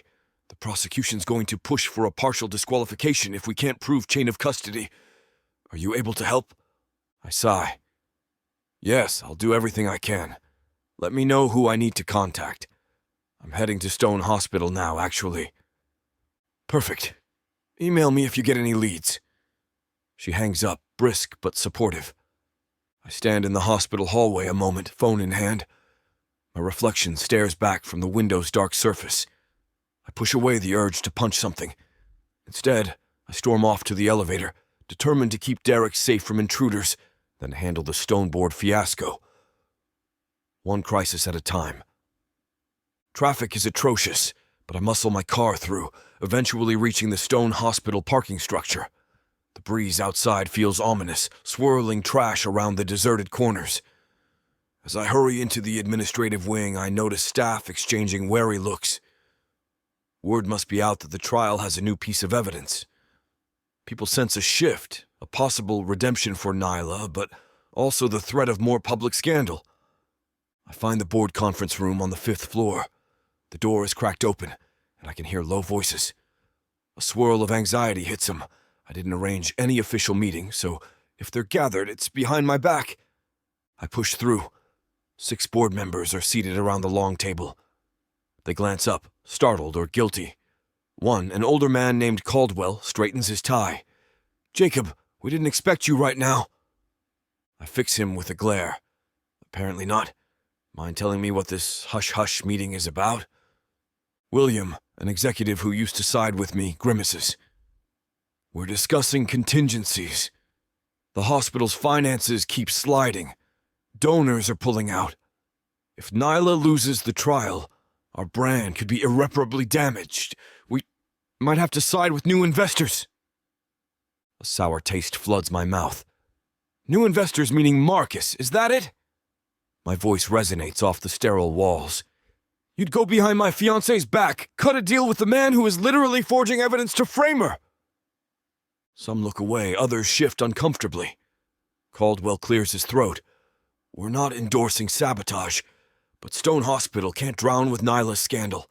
If the court rules against her, we must protect ourselves. Marcus has influence. Fury ignites in my chest. Influence? He's the reason we're in this damn mess. He might ruin us from the inside. You do realize that, right? Nobody meets my eyes. Finally, Harriet, a usually quiet board member, speaks softly. Jacob, we want Nyla proven innocent too, but the entire city is watching. A fallback plan is only prudent. A fallback plan that involves letting the devil into the building. I swallow the venom rising in my throat. Fine. But I strongly advise you to hold off any deals. Trixa's data, once fully authenticated, might exonerate Nyla. Then we can get real donors back. People who trust us to stand by the truth. William nods hesitantly. We'll wait for the final hearing, but if it fails, we can't sit idle. My voice drops to a dangerous hush. If you let Marcus in, you're basically handing him the hospital. He'll twist our policies, raise prices, exploit patients. That's the opposite of what we stand for. Don't do it. Silence. Then Caldwell looks me in the eye. We'll keep it in mind, Jacob. No decisions made yet. Let's see how the next 2 days go. I sense half of them have already decided, but I straighten my shoulders, refusing to cower. We have an IT team that might help confirm Trixa's data. I want them working round the clock. Let me speak with it now. Caldwell waves a hand wearily. Yes, do that. The more clarity on the evidence, the better for everyone. He glances at the others. They murmur a reluctant agreement. I exit, my pulse roaring in my ears. The hallway is quiet, doors closed. Overhead, fluorescent lights hum. My frustration bubbles. The people supposed to stand by us are plotting to align with the man who orchestrated my parents' sabotage and pinned it on Nyla. The betrayal stings like acid. I roam the corridor, heading for the IT department. Scenes flash in my mind. Trixa's orchard meltdown. Derek's blood on the footbridge. Nyla sobbing in the hospital ward. All of it fueled by Marcus's manipulations. If the board welcomes him, they're inviting a viper to the dinner table. I pass a nurse's station. A woman in scrubs glances up, recognition flickering in her eyes. Mr. Stone? Wait. She steps forward. I heard rumors about Derek at Crestwood ICU. Is he still unconscious? I slow, nod curtly, not in the mood for idle gossip. But her expression is earnest, not prying. I see. We had some unusual visitors last night, looking for old records. Something about orchard security. Might be nothing, but it felt off. They asked specifically if he was ever admitted here. My heart lurches. CFO? Derek used to handle finances for the hospital. So someone is digging deeper, maybe forging links. Thanks for telling me, I manage. If you see them again, contact me or security. We suspect infiltration. She nods vigorously. Yes, absolutely. Then spotting a shift supervisor behind her, she shuffles back to her station, leaving me with fresh dread swirling in my gut. This infiltration is bigger than I realized. They're probably scouring any detail that might tie Derek to the orchard attack, or tarnish him in the media so he can't testify if he wakes. Every detail hammered into place, step by step, to ensure no one stands against Marcus. I continue to the IT department, a cramped suite of rooms lined with monitors and server towers. Vijay, a senior tech, lifts his head from behind a row of humming machines. Jacob, he greets uncertainly. Something I can help you with? I fill him in. Trixa's data, the need for thorough cross-checking, the judge's 2-day timeline. He scratches his chin, concern etched on his face. We can assist, but the final word has to come from an independent forensics group. Ours can only do so much. We're not exactly neutral, you know. I nod. Understood. I'll get an outside team, but start the process. If there's hidden metadata or anything that clarifies Trixa's orchard meltdown logs, I want it pinned down. He sighs. I'll do my best, or at least get a head start so the forensics group can confirm our findings. We want Miss Thomas's name cleared too. We all do. Thanks, I say, meaning it. I pause. Also, keep an eye out for suspicious requests. People might pretend to be from outside IT or have top clearance. If anything seems fishy, call me. He nods more vigorously. We're on high alert. Trust me. Leaving it, my phone vibrates again. It's an automated note from Margaret. Reminder. Next hearing is in 48 hours, 9 a.m. Please gather any final materials. We have exactly 2 days to confirm Trixa's data, protect Derek from infiltration, keep Stone from cutting a deal with Marcus, and keep Nyla stable enough for the hearing.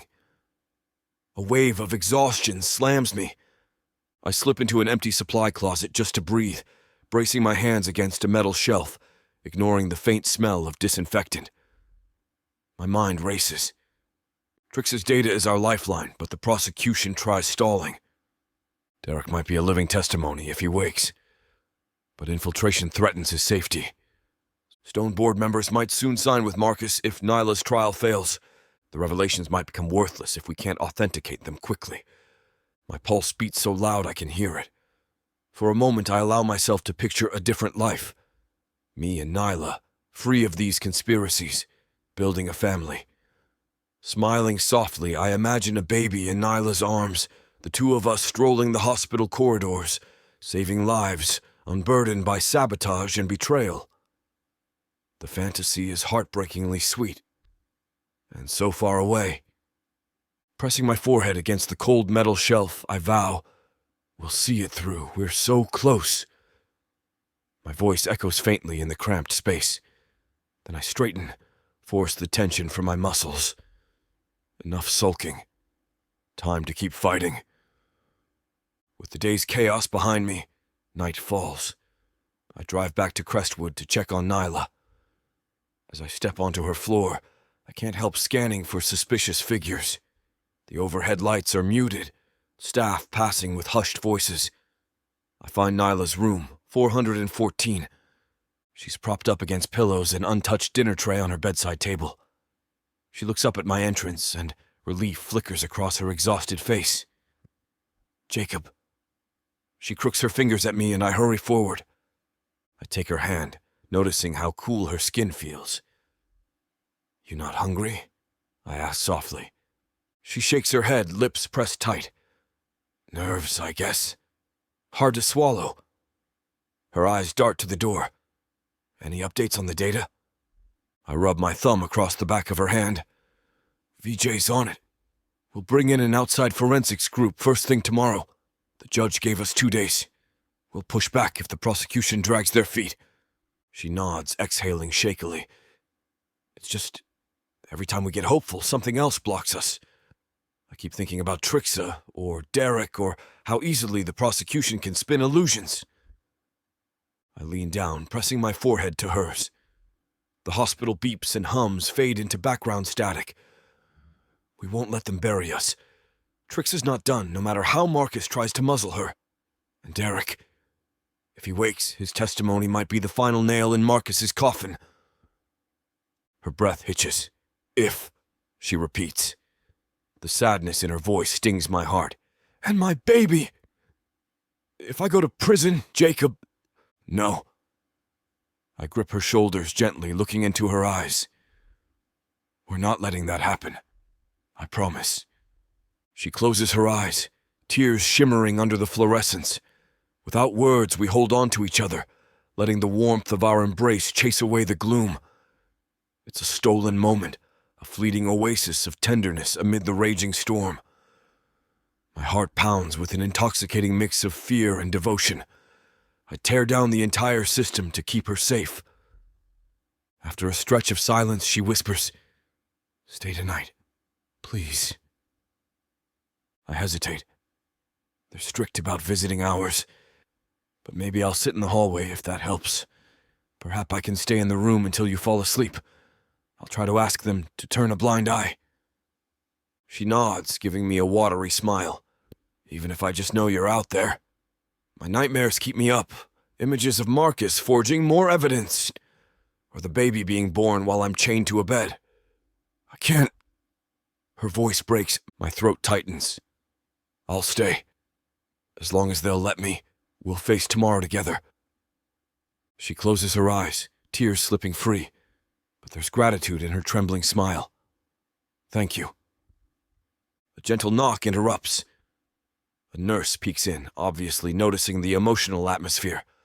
"Miss Thomas, you have your nightly vitals checked soon. Mr. Stone, if you need to speak with the doctor, let me know." She tips her head politely, then steps out, leaving the door cracked. Nyla sighs. I guess that's our cue. Another night of beep-boop machines, heartbreak, and forced rest. She attempts a small smile, bravely trying to lighten the mood. I stroke her hair. Focus on the baby, and on the possibility that Trixa's data might turn the tide. Let that hope cradle you tonight. She nods, letting her eyes drift shut. I'll try. Standing, I watch the nurse return, hooking up a fresh IV line, checking Nyla's blood pressure. My chest aches, seeing the love of my life swamped in wires and stress. But tomorrow's a new day to keep forging forward. As the nurse finishes, I settle into the small chair near the window. The city lights gleam in the dark, and in their reflection, I see my own tired face. Eyes heavy, jaw set. I vow silently to keep vigil, to keep Derek safe from infiltration, to block the board from siding with Marcus, and to authenticate Trixa's data so thoroughly that not even the best prosecution spin can deny it. I tuck the hospital blanket around my lap. A flicker of adrenaline surges in my veins as if my body knows the fight is far from over. But for now, I'm here, with Nyla, protecting Derek, searching for truth, surviving. That's all I can do. Survive each crisis until we finally stand tall and free. Outside, the wind howls softly against the window pane, an ominous lullaby for a city overshadowed by betrayal. As Nyla's breathing evens out, half lost to sedation, I let my head fall back, eyes drifting shut, still wearing my suit and tie. Sleep flickers at the edges, but the tension in my gut keeps me anchored. Tomorrow I'll spearhead the verification process, confront the board again, and ensure Derek's guard doesn't slip. I cling to that single luminous thread of hope Trixa left us. My phone buzzes once in my pocket, probably another late-night text from Margaret or VJ, but I let it ring. Right now I need this moment beside Nyla, because we may not get many quiet minutes in the coming storm. There's still infiltration at the hospital, Derek in mortal peril, a board half ready to betray us, and a cunning father with monstrous resources. But for tonight, I hold on to Nyla's presence. I draw strength from it, fueling the unwavering vow that we will outlast Marcus's twisted game. She stirs, eyes half open, seeing me in the half-dark. "You're still here?" she murmurs. I take her hand, pressing it gently. "I'm not going anywhere," I whisper, my voice thick with emotion. "Not until we win." And in her faint, tired smile, I sense a glimmer of that same resolve. We hold fast to each other under the hush of cresting machines and the faint hum of the city. Tomorrow's battles loom, but tonight we share one precious calm in the midst of the raging war. And so I stay, fingers entwined with hers, heart pounding with equal parts dread and determination. 2 days to prove Trixa's data, to stave off infiltration, to keep Derek alive, to save Stone from itself. 2 days to secure the future of Nyla, our child, and everything we fought for. Just 2 days. We will fight. We will endure. You know that feeling when a book pulls you in, wraps around you, and refuses to let go? When the tension is so thick, you swear you can feel it? Welcome to 30 sinfully addictive romance audiobooks that will ruin your sleep. Wow, I wasn't ready for this. 1 chapter in, and I'm already hooked.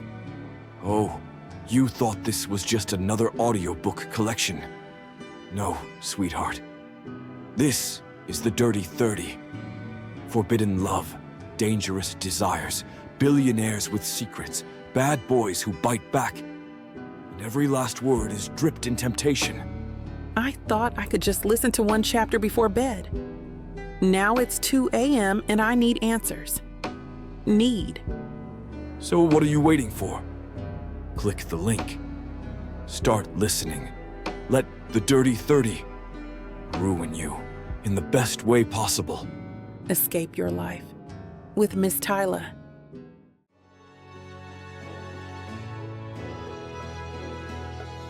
Chapter 344. Nyla. I wake to the low hum of an IV pump and the distant wail of an ambulance siren echoing somewhere beyond Crestwood Hospital's sealed windows.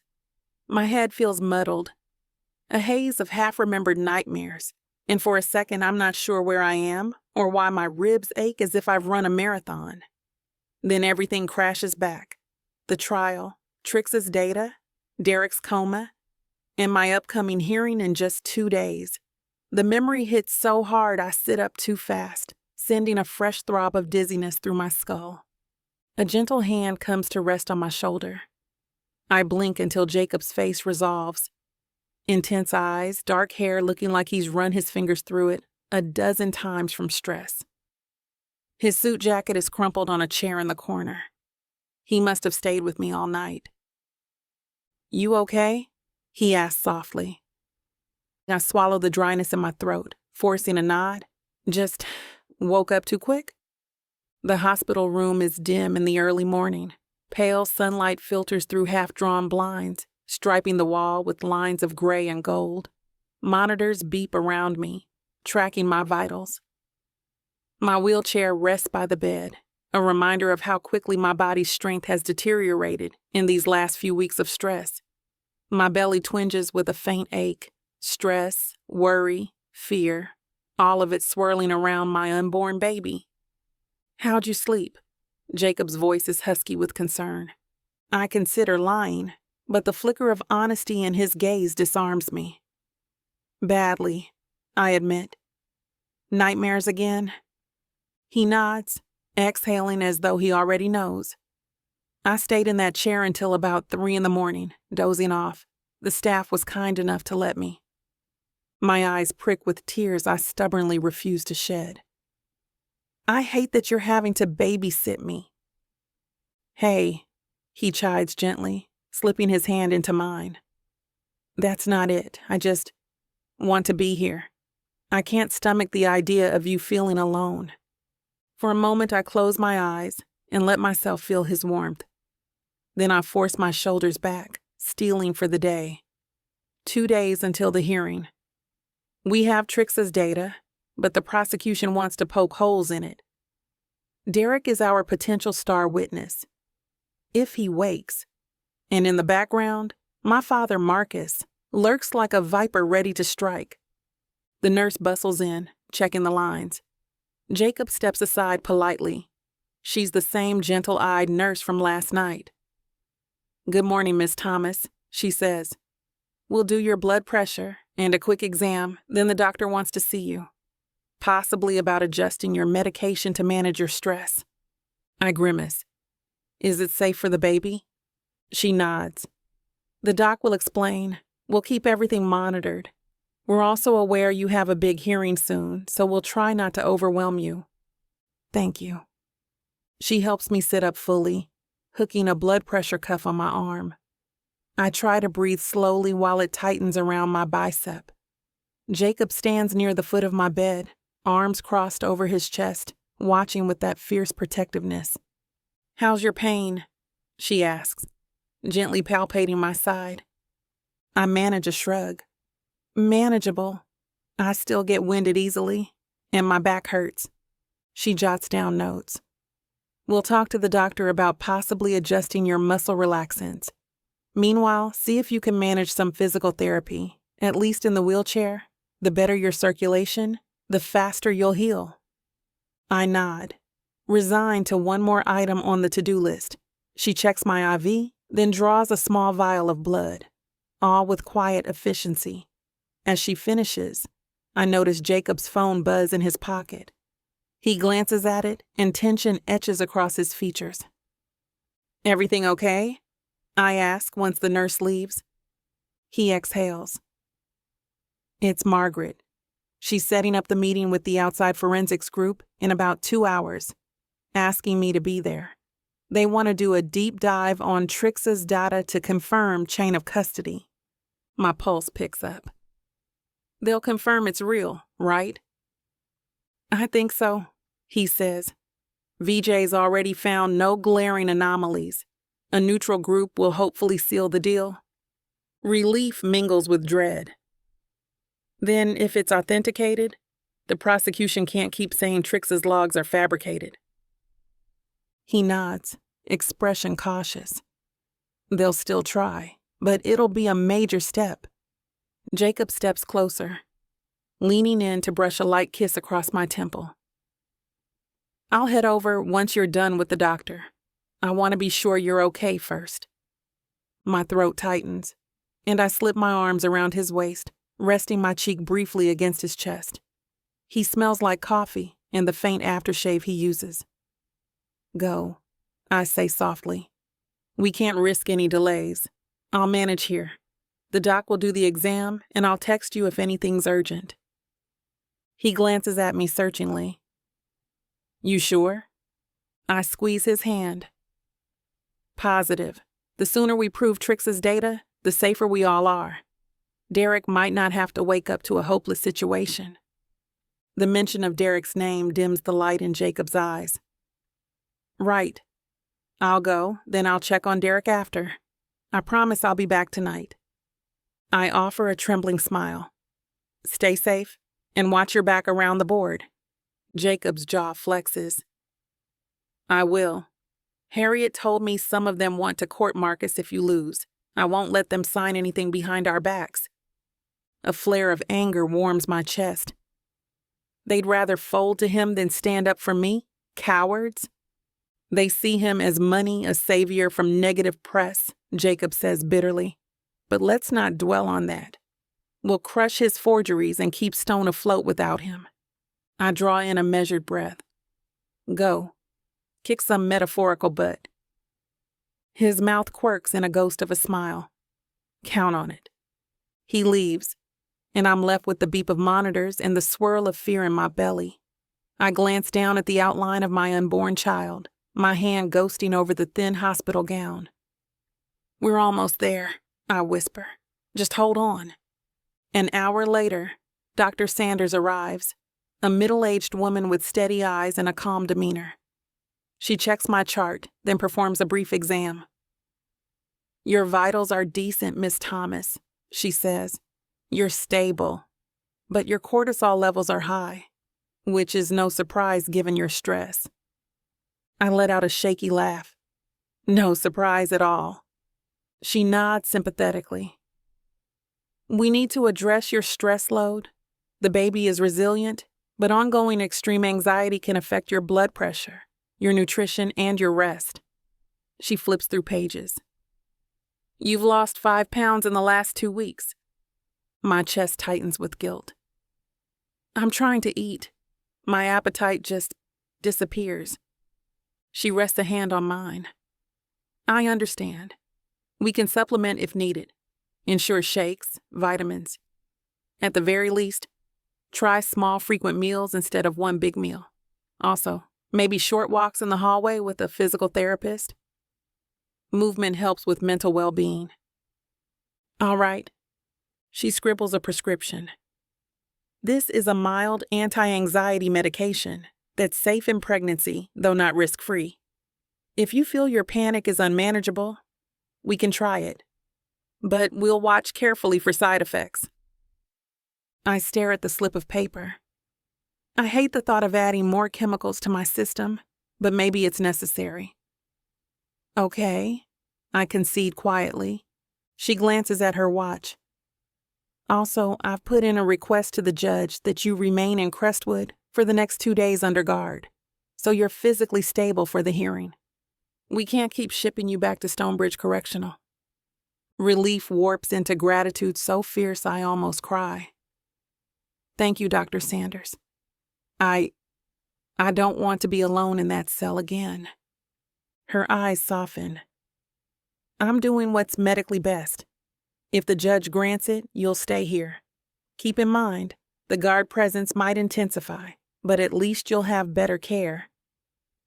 Anything's better than solitary at Stonebridge? She nods, collects her folder. Rest now. The nurse will be by soon to help you up for a short wheelchair circuit in the hallway, okay? I force a smile. Yes, doctor. With a supportive pat on my arm, she leaves. I exhale, feeling a measure of gratitude. If I can remain in Crestwood, it's 1,000 times safer for me and the baby than rotting in that jail cell. Midday rolls in quietly. The nurse from earlier helps me into my wheelchair, ensuring my IV line is secured. My arms feel shaky, but I manage to reposition my legs carefully, ignoring the dull pain in my hips. She wheels me through the corridor, letting me see something beyond the 4 walls of my room. Bright windows, glimpses of a small courtyard with a few wilting autumn flowers. I pass a few patients in the hallway, some with casts, some pushing IV poles. A wave of homesickness for Stone Hospital hits me. I used to walk those corridors as a nurse, giving comfort and care. Now I'm the patient, an alleged criminal. My heart throbs with longing for simpler times. We reach a modest lounge area, with potted plants and comfortable chairs. The nurse parks me there. I'll give you a few minutes of fresh air from the open window, she says gently. I'll be just around the corner if you need me. I nod, grateful for the small kindness. She leaves, and I inhale the faint breeze drifting from outside. The sky is bright, the clouds lazy overhead, a snippet of normalcy. A presence looms at the lounge door. At first, I assume it's a staff member, but then I notice the figure is too tense, wearing a dark jacket, baseball cap pulled low. He steps inside, glancing around quickly, as if making sure we're alone. My stomach clenches. Excuse me, I say sharply. This area is... He lifts his head, and my words die in my throat. I know that face from anywhere. One of Marcus's thugs, the same beady-eyed man who once threatened to keep Trixa quiet. My blood runs cold. Miss Thomas, he says in a slick tone, fancy seeing you out of your cell. Fear surges, but I clench the wheelchair arms. What do you want? His lips twist in a smirk. I came to deliver a message from your father. He says you and your lawyers should drop this Trixa nonsense. Accept a plea, or better yet, take the fall quietly. Otherwise, he trails off, sliding a hand inside his jacket. My heartbeat slams in my ears. Otherwise what? Otherwise, accidents happen. Maybe your baby gets to see the inside of an orphanage, if you don't make it through childbirth. His voice is casual, horrifyingly so. Rage flares behind my eyes. You threaten my child? He shrugs. I speak for Marcus. He's not pleased that Trixa's old data is floating around. If the trial gets too close to exposing him, well, I don't think you have the stamina for a drawn-out fight. My hands tremble with the urge to lash out, but I'm stuck in this wheelchair, weak and unarmed. Get out, I snarl, voice shaking. I'll never help him. He chuckles, stepping closer. My entire body tenses. So you want to do this the hard way. Should have known. You're stubborn, just like Trixa. Stay away from me, I hiss, scanning the corridor for the nurse. The lounge is unoccupied. The hum of the hospital is close enough that if I scream, maybe He leans in, and I smell stale coffee on his breath. If you or your fiancé produce that data in court, we'll ensure neither of you see the light of day again.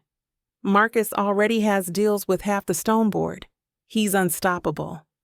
My chest constricts. He's confirming my worst fear. The board might be colluding. You're bluffing, I say, though my voice wavers. This hospital has security. I can have you arrested. He tilts his head. Arrest me? Who's going to believe a murder suspect, a pregnant felon on trial, over a random visitor? The guards might rough me up, but I'll walk free. Meanwhile, your father's men can slip in any time, or even pay off a nurse to up your medication. A small overdose is all it takes. Think about it. Nausea churns in my gut. The calmness with which he describes my potential murder stuns me. My hands are ice cold, gripping the wheelchair arms so hard I might break them. He pats my shoulder like we're old friends. I flinch, but he's too fast. So do yourself a favor. Plead guilty.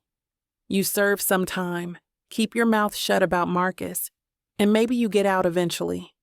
Maybe your baby grows up with a mother instead of losing her. Tears burn my eyes, but I refuse to let them fall. Get away from me, I repeat, voice low, furious.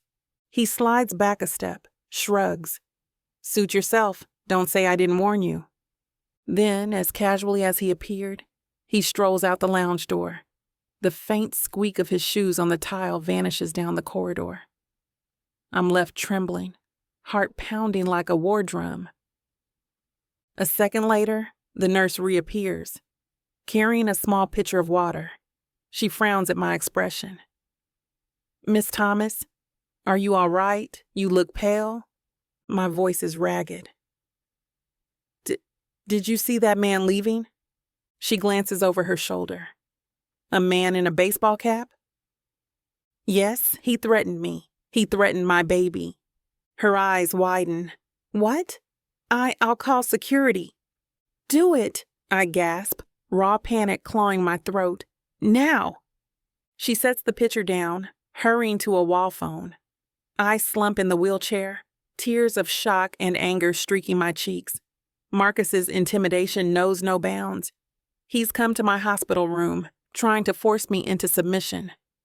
Security arrives swiftly, a pair of uniformed guards with stern faces. They take my statement, but I can see the hesitancy in their eyes. Without evidence, the man has likely already disappeared. They vow to search the halls. I want to believe them, but deep down, I know how these things often end. No one found, no conclusive proof, just my word. Eventually, they ask if I want to return to my room. I nod, numb. The nurse wheels me back, fussing over me, apologizing. I stare at the floor, mind reeling with the man's threat. My father's man has all but said that the board is half bought, that an accident could be arranged. My hands twitch. Plead guilty, he said.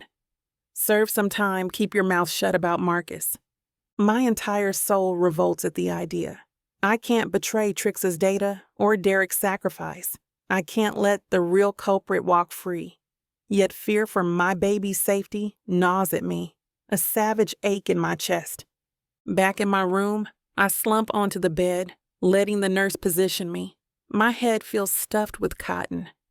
She urges me to calm down, to rest, offering to get Dr. Sanders if I'm too distressed.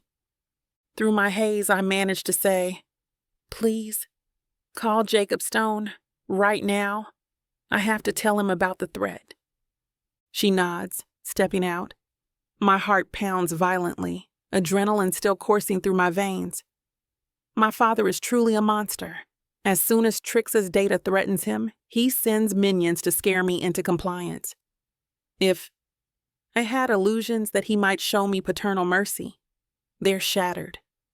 Minutes later, the phone on my bedside table rings. I fumble to answer. Jacob's voice floods my ear. "Nyla, the nurse said you asked for me. Are you okay? Did something happen?" I swallow, forcing my voice to stay steady. Marcus's guy came here, threatened me, threatened the baby. He told me to plead guilty, or they'll make sure I never leave Crestwood.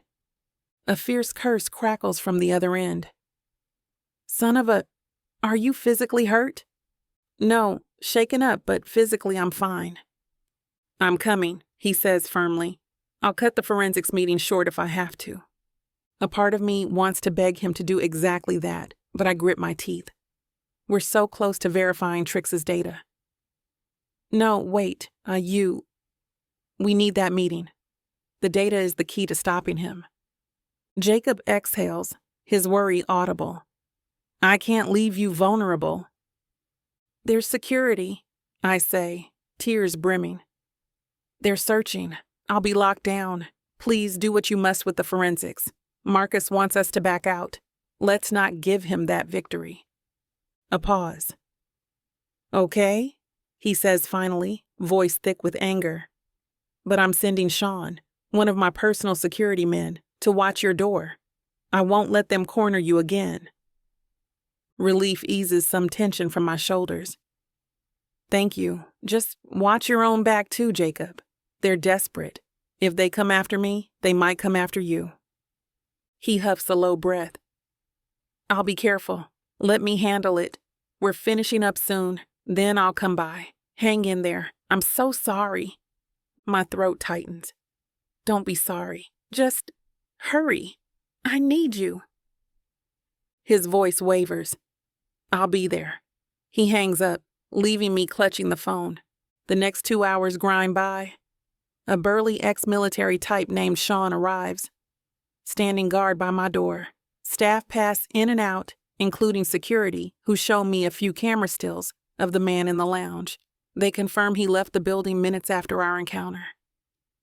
We'll circulate his image, they assure me, but no telling if we'll catch him. Exhaustion seeps in, but my mind races too much for sleep. I worry about what new manipulations Marcus might attempt. With Trixa's evidence on the brink of validation, he's pulling out all the stops to muzzle me. At last, near dinner time, Jacob sweeps in, breathless, hair disheveled, tie half loosened.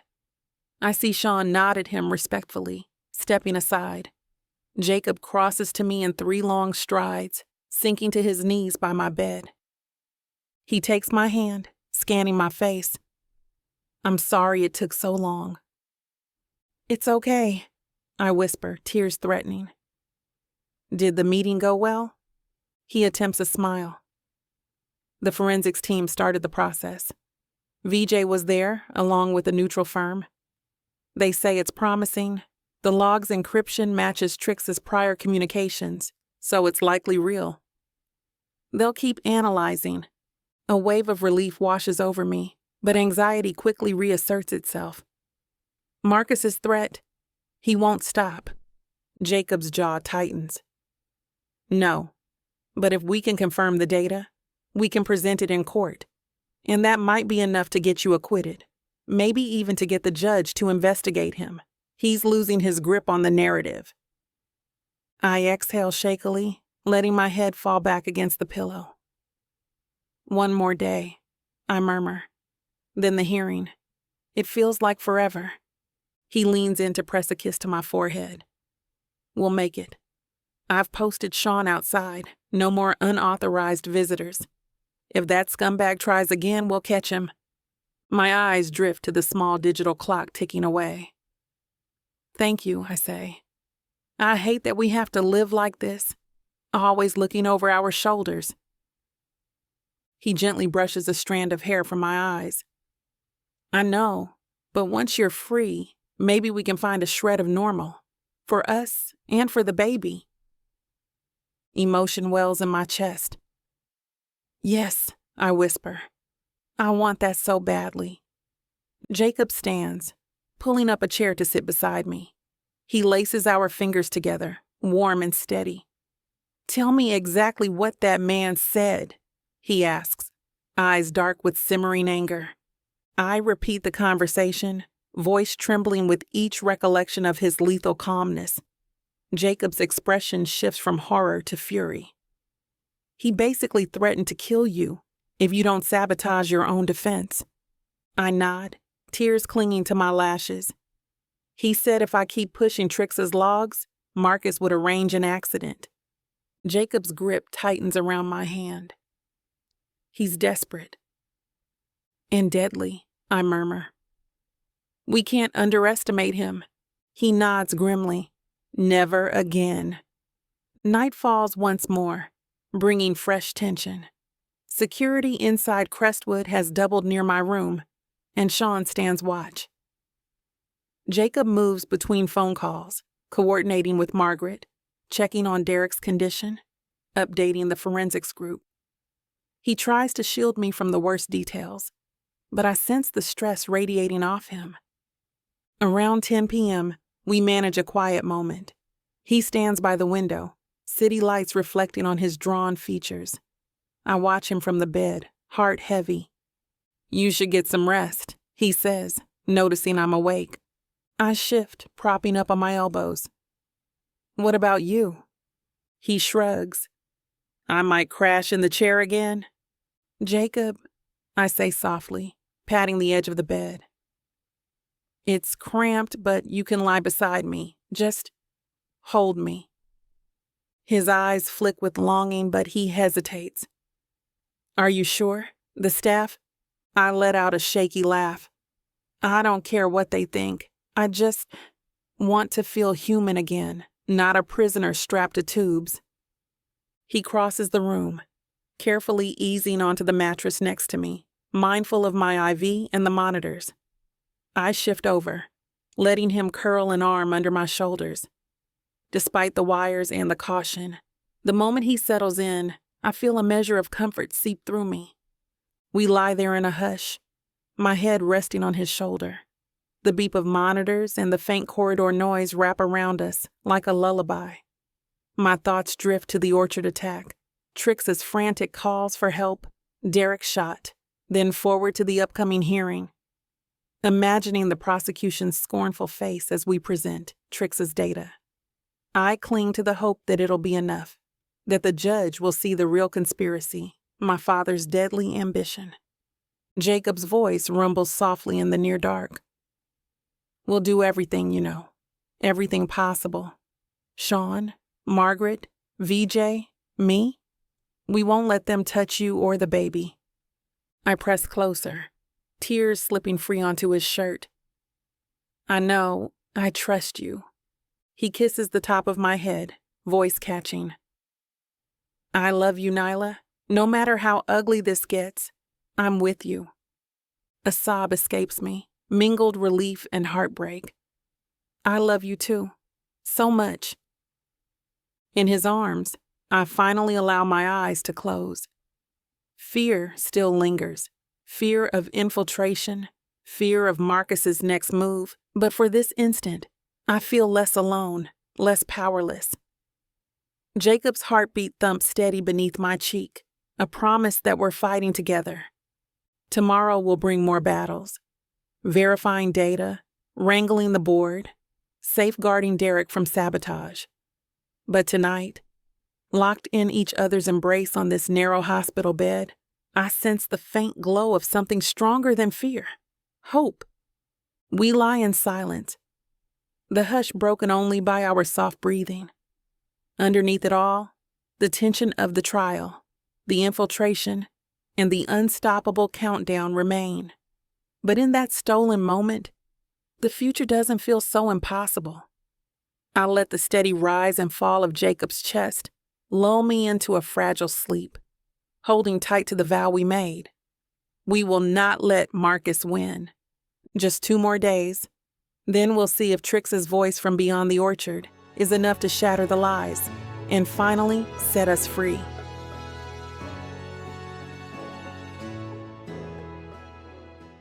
You won't know what hit you, baby. I'm going to take you, break you, and make you mine. When I'm done, you're... Now hold on just a minute. What? I got something to say. What's the meaning of this? Now you may be some fine-looking white boy. Got that right, baby. It takes hard work. And you might got the money. Fat stacks, baby, to spoil you with. but that doesn't mean I'm going to give it up to you without a fight. A fight? You want some limp wilting flowers? Go to historical romance, baby. But you want sassy and spicy strong black queens that tame their alpha male bad boys? I think our listeners do. Then you go on and look at Miss Tyla's Bougie Brides and Billionaires audio bundle. 50 hours of me whispering the most romantic things in your ears. Fake marriages, alpha male billionaires, strong black women, steamy scenes that will make your eyes roll back. And everything wrapped up in a happily ever after that will put you in an afterglow. Use code SAVE40 to get 40% off this bundle and any other digital product in Miss Tyla's store. Unabridged and uncut. Just like you? You're gonna have to find out. Tyla Walker Romances. Escape your life with sassy romance.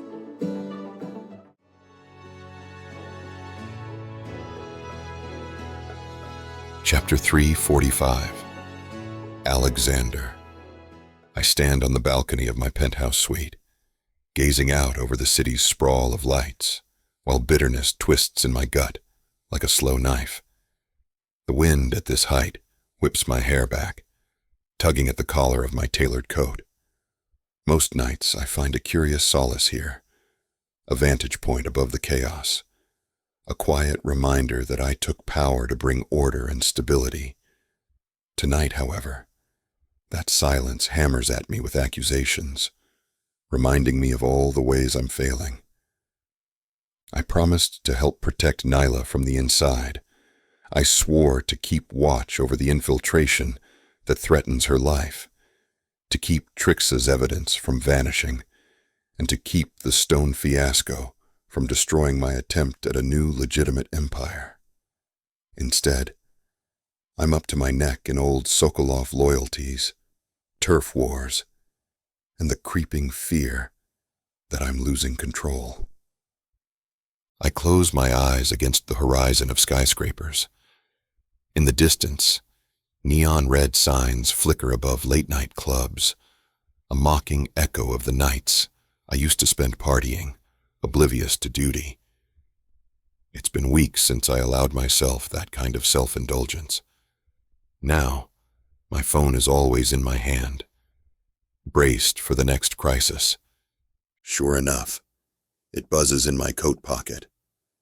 I lift it to my ear without glancing at the screen. Alexander, I say, voice clipped. A gruff response crackles through. We've got the final head count from the old docs. 10 men short. Some left to rejoin the breakaway faction after hearing rumors you're too entangled with the stone drama. My jaw tightens. Damn it, I mutter.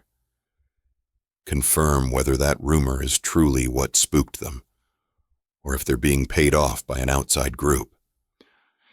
Yes, boss, I'll dig around. But I suspect it's Oleg's influence. He's stirring the old loyalists, telling them you've turned soft with these legitimate expansions and alliances. A headache pulses behind my temple. Oleg, one of my uncle's men, deeply steeped in the old ways. Quick violence, black market deals, no moral scruples. I dethroned Ivan, my uncle, months ago to forge a more balanced future for the Sokolov name. Part mafia, part legitimate empire. Oleg never forgave me for discarding the raw brutality that once defined us. I rub my brow. Fine. Let me handle him. Keep me updated on the men's loyalty. If they're gone, they're gone. But I want to ensure they don't sabotage anything on the way out. Yes, boss, the voice says, then disconnects. I lower the phone, a raw bitterness in my throat.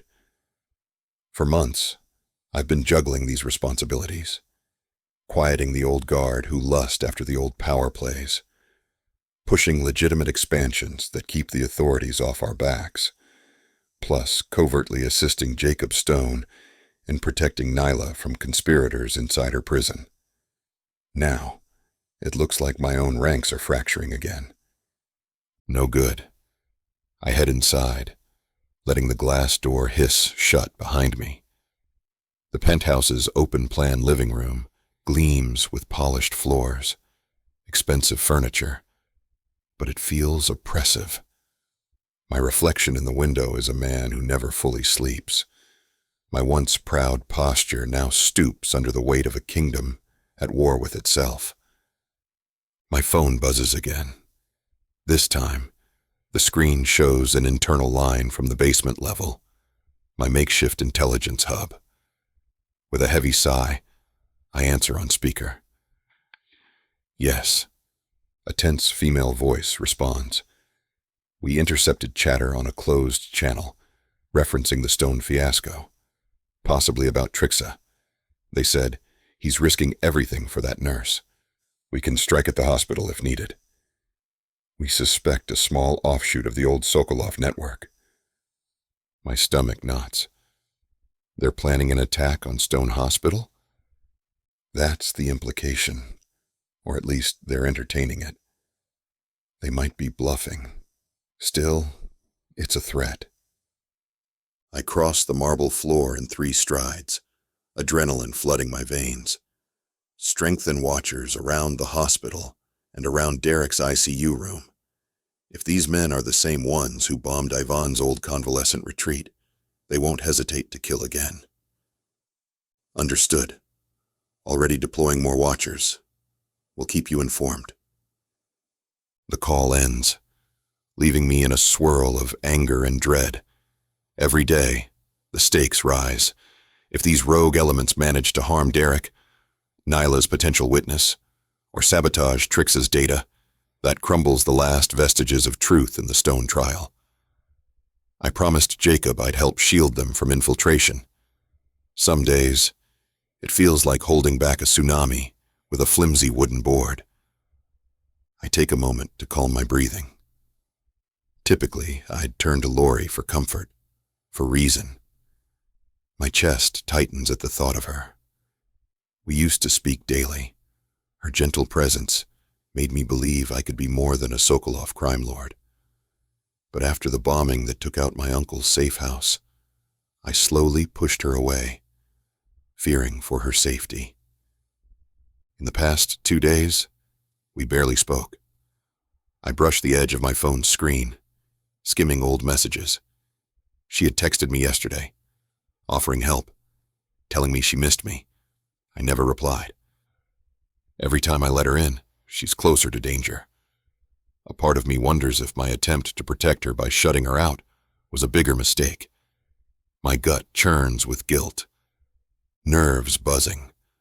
I step to my desk, ignoring the hush of the city lights through the window. I lay out documents, receipts from an old shipping yard deal, a partial ledger that Oleg manipulated, a background check on men rumored to have rejoined the breakaway faction. A knock taps lightly on the door. Come, I say. Olya, one of my most trusted aides, enters with a cautious expression. She's carrying a slim binder. Alexander, she says, I've just compiled an update. Our finances remain stable for now, but new investors are wary. They sense internal division. I rake a hand through my hair. We can't appear weak, not while we're trying to go legitimate. Her gaze flicks to the binder. Also, Oleg has requested an urgent meeting. He's complaining about your obsession with external matters like Stone Hospital. He says we're not focusing on our true family business. I scoff, tension pulsing behind my eyes. Typical. He sees me as a traitor to the old ways. Yes, Olya says grimly. He's rallying some men who still revere your Uncle Ivan's brand of leadership. Ivan, my uncle, kidnapped months ago, possibly orchestrating his own disappearance for all I know. That fiasco cast me into a leadership scramble. I stepped up, toppling his violent regime to steer us to a less savage path. If Oleg wants to resurrect the old brutality, we're headed for civil war. Tell Oleg I'll meet him at the estate in my time and terms, I'll call him. Not here, I say. I don't want him prowling around my penthouse. She nods. Understood. Anything else? I hesitate, chewing my lip. No, that's all for now. Olya departs, leaving me alone in the hush. If Oleg wants a confrontation about Stone Hospital, about me meddling with the fiasco, I'll handle it. But every conversation with that man is a powder keg. I slump into the leather desk chair. My phone screen is lit with a text from one of my watchers, posted near Nyla's floor at Crestwood. All quiet tonight. The infiltration attempt earlier was neutralized. Ms. Thomas Undergard. At least that's stable for the moment. My relief is fleeting, overshadowed by the swirl of everything else. I try to lose myself in reading the binder Olya brought, scanning financial statements. My mind wanders. Laurie's face surfaces unbidden, her warm smile, the way she'd rest a hand on my arm when she teased me about my serious scowl. I told myself pushing her away was for her safety. But what if I've done the exact opposite? My phone pings again, an unknown number. My gut lurches. This city taught me that unknown numbers rarely bring good news. I tap to answer, bracing. Alexander, I say, voice even. Silence, then a stifled breath on the other end. It's Dr. Helene from the community clinic, a voice says quietly. I'm sorry to bother you, but do you know where Laurie is? She missed her volunteer shift. She's never done that without calling. I tried her phone. No response. I thought I'll try to contact you. My heart stutters. She's not with me, I manage. When did you last see her? Yesterday morning, the doctor says, worry threading her tone. She told me she had errands. She never came back. I tried friends, her apartment. No sign. I'm worried something happened. A band of ice clamps around my chest. I'll find out. Thank you for letting me know. I hang up, heart pounding. Laurie vanishing is every nightmare I've tried to stave off. My mind leaps to 1,000 possibilities. She's been kidnapped by ex-Sokolov loyalists trying to pressure me, or by a rival faction, or worse. I dial her number. No answer. I text her. Nothing. I call one of my men who occasionally drives her around to ensure safety. He swears he hasn't seen her in days, that she refused the driver and got angry when she found out someone was watching her. Said she was fine. My next call is to Dmitri, my top lieutenant. Boss, he answers, sounding alert despite the late hour. Find Laurie, I snap, pacing behind my desk. She's missing. Check her apartment, the community clinic, anywhere she might go. If she's been taken. My voice trembles with anger. We need to know. Yes, Alexander, he says, quiet, but resolved. I'll mobilize a discreet team. We'll retrace her steps. I end the call, choking down the swirl of panic. My decision to keep her distant, did it give some scum the chance to snatch her unnoticed? My fingers dig into the edge of the desk. A single memory floods me. The last time we spoke in person. She was upset I'd brushed her off, telling her it was for her safety. The guilt of that moment sears me now. I yank on my coat, phone in hand. Leaving the penthouse behind, I can't stand still. I'll do my own searching if I have to. My car, a sleek black sedan, waits in the private garage. The engine roars as I peel out onto deserted streets. Throughout the drive, streetlights and neon signs blur. My mind churns with fury at old Sokolov traitors who dare use Lori as leverage. She has no direct role in my empire beyond a personal relationship, but that alone makes her a perfect target. First stop, her small apartment on the quieter side of downtown. I park, ignoring the pang that hits me. This is the place I once dropped her off after a date, kissing her goodnight at her door. Now it's dark, no lights. I hurry up the steps, picking the lock with practiced ease. The door swings in, revealing a tidy living room. "Lori," I call, voice echoing in the silence. Nothing. I flick on a lamp. The air is still, a faint floral scent from a diffuser. It looks normal, except for a stack of unopened mail on the counter. My heart sinks. She left, never came back. No sign of a struggle, but also no sign she'd planned an extended trip. A cold dread seeps into me. This is exactly how kidnappers operate. Snatch someone discreetly, leave behind no clues. My phone buzzes. Dimitri's voice. "Boss, no luck at the hospital." Then I tried the place where she volunteered. Said she dropped by and went out for some errands. They said she was cheerful in the morning, then took off. I grit my teeth. Keep looking. He hesitates. "You know, some old loyalists or ex-Sokolov men might do this to rattle you. She's an easy target." "I know," I snap. "Find them. Check Oleg's known associates. She has to be hidden somewhere." He agrees, ends the call. I stand in Lori's living room, scanning for any clue. Her phone charger's still plugged in. A half-empty mug on the counter. Anxiety claws at me. I can almost picture her pursing her lips at some text from me, wishing I'd open up more. Now I'd give anything to have answered her calls. I step out, locking up. The hallway is deserted, the night pressing in. Anger and guilt swirl in me.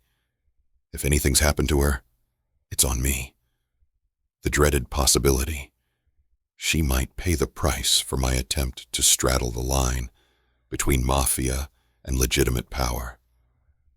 With no immediate lead, I retreat to my sedan, phone clutched in my palm.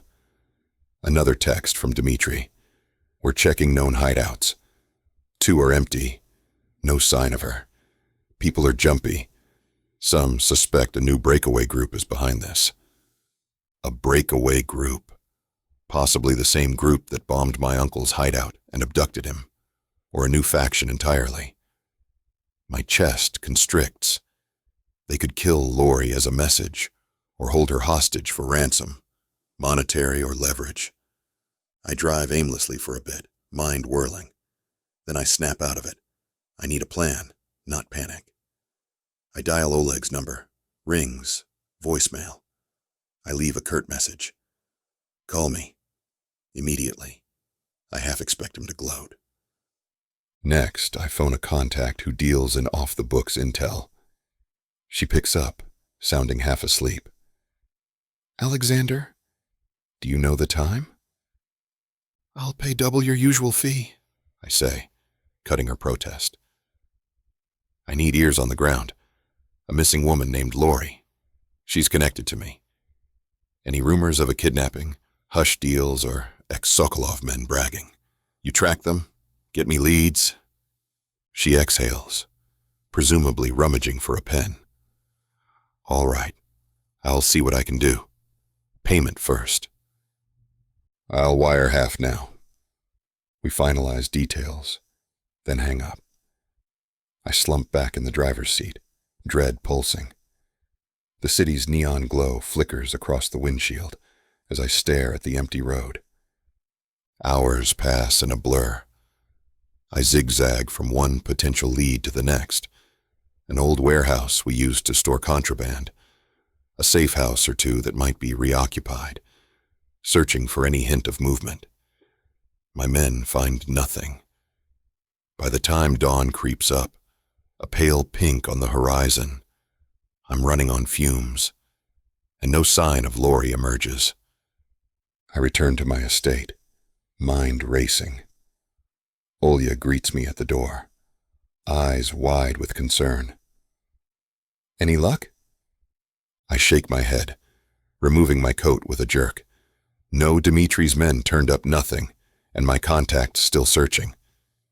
She lays a hand on my arm. We'll keep trying. Before I can answer, my phone buzzes. An unknown number again. I grip it, pulse hammering. Pressing it to my ear, I bark. Yes? Silence, then a low chuckle. A voice disguised or muffled. Looking for your little friend, are you? Ice slides through my veins. Who is this? The person ignores the question. If you're so eager to rescue Lori, maybe check the old steelworks yard outside the city. She might be there. Or not. Another mocking chuckle. Tick-tock, Alexander. A beep, then the line goes dead. I explode into motion, calling for Dimitri, snatching my pistol from the desk drawer. My heart roars. This is it. A lead, maybe a trap, but I'll bite. I gather a small group of my loyal men, instruct them to gear up quietly. No big show of force, I say, striding out. We do this discreetly. I can't risk spooking them or harming Lori. Dimitri's eyebrows knit with concern. What if it's an ambush? Then we'll handle it. My voice is iron. I'm not letting them keep her. We storm to the SUVs. The drive out is tense, the morning sky brightening overhead. The old steelworks yard is a decaying ruin from the city's industrial past. Rusted machinery, abandoned scaffolding, half-collapsed warehouses. Perfect place for criminals to hide. We arrive in 2 vehicles, parking under the shadow of a corroded fence. My men disembark, weapons ready but discreetly tucked under jackets. The air smells of metal dust and stale grease. Stay tight, I order. Move fast, watch corners. We infiltrate the yard, passing broken windows, graffiti-strewn walls. Every creak of rusted beams sets my nerves on edge. I scan for movement, for the shape of someone cowering in a corner, for any sign of Lori. A hush hangs over the place, heavy with threat. My men fan out in pairs. Over comms, Dimitri quietly updates me. Left side clear. No sign of her yet. I swallow hard, stepping over a jagged piece of scrap metal. My mind pulses with a single mantra. Lori has to be here. I can't fail. Minutes crawl by.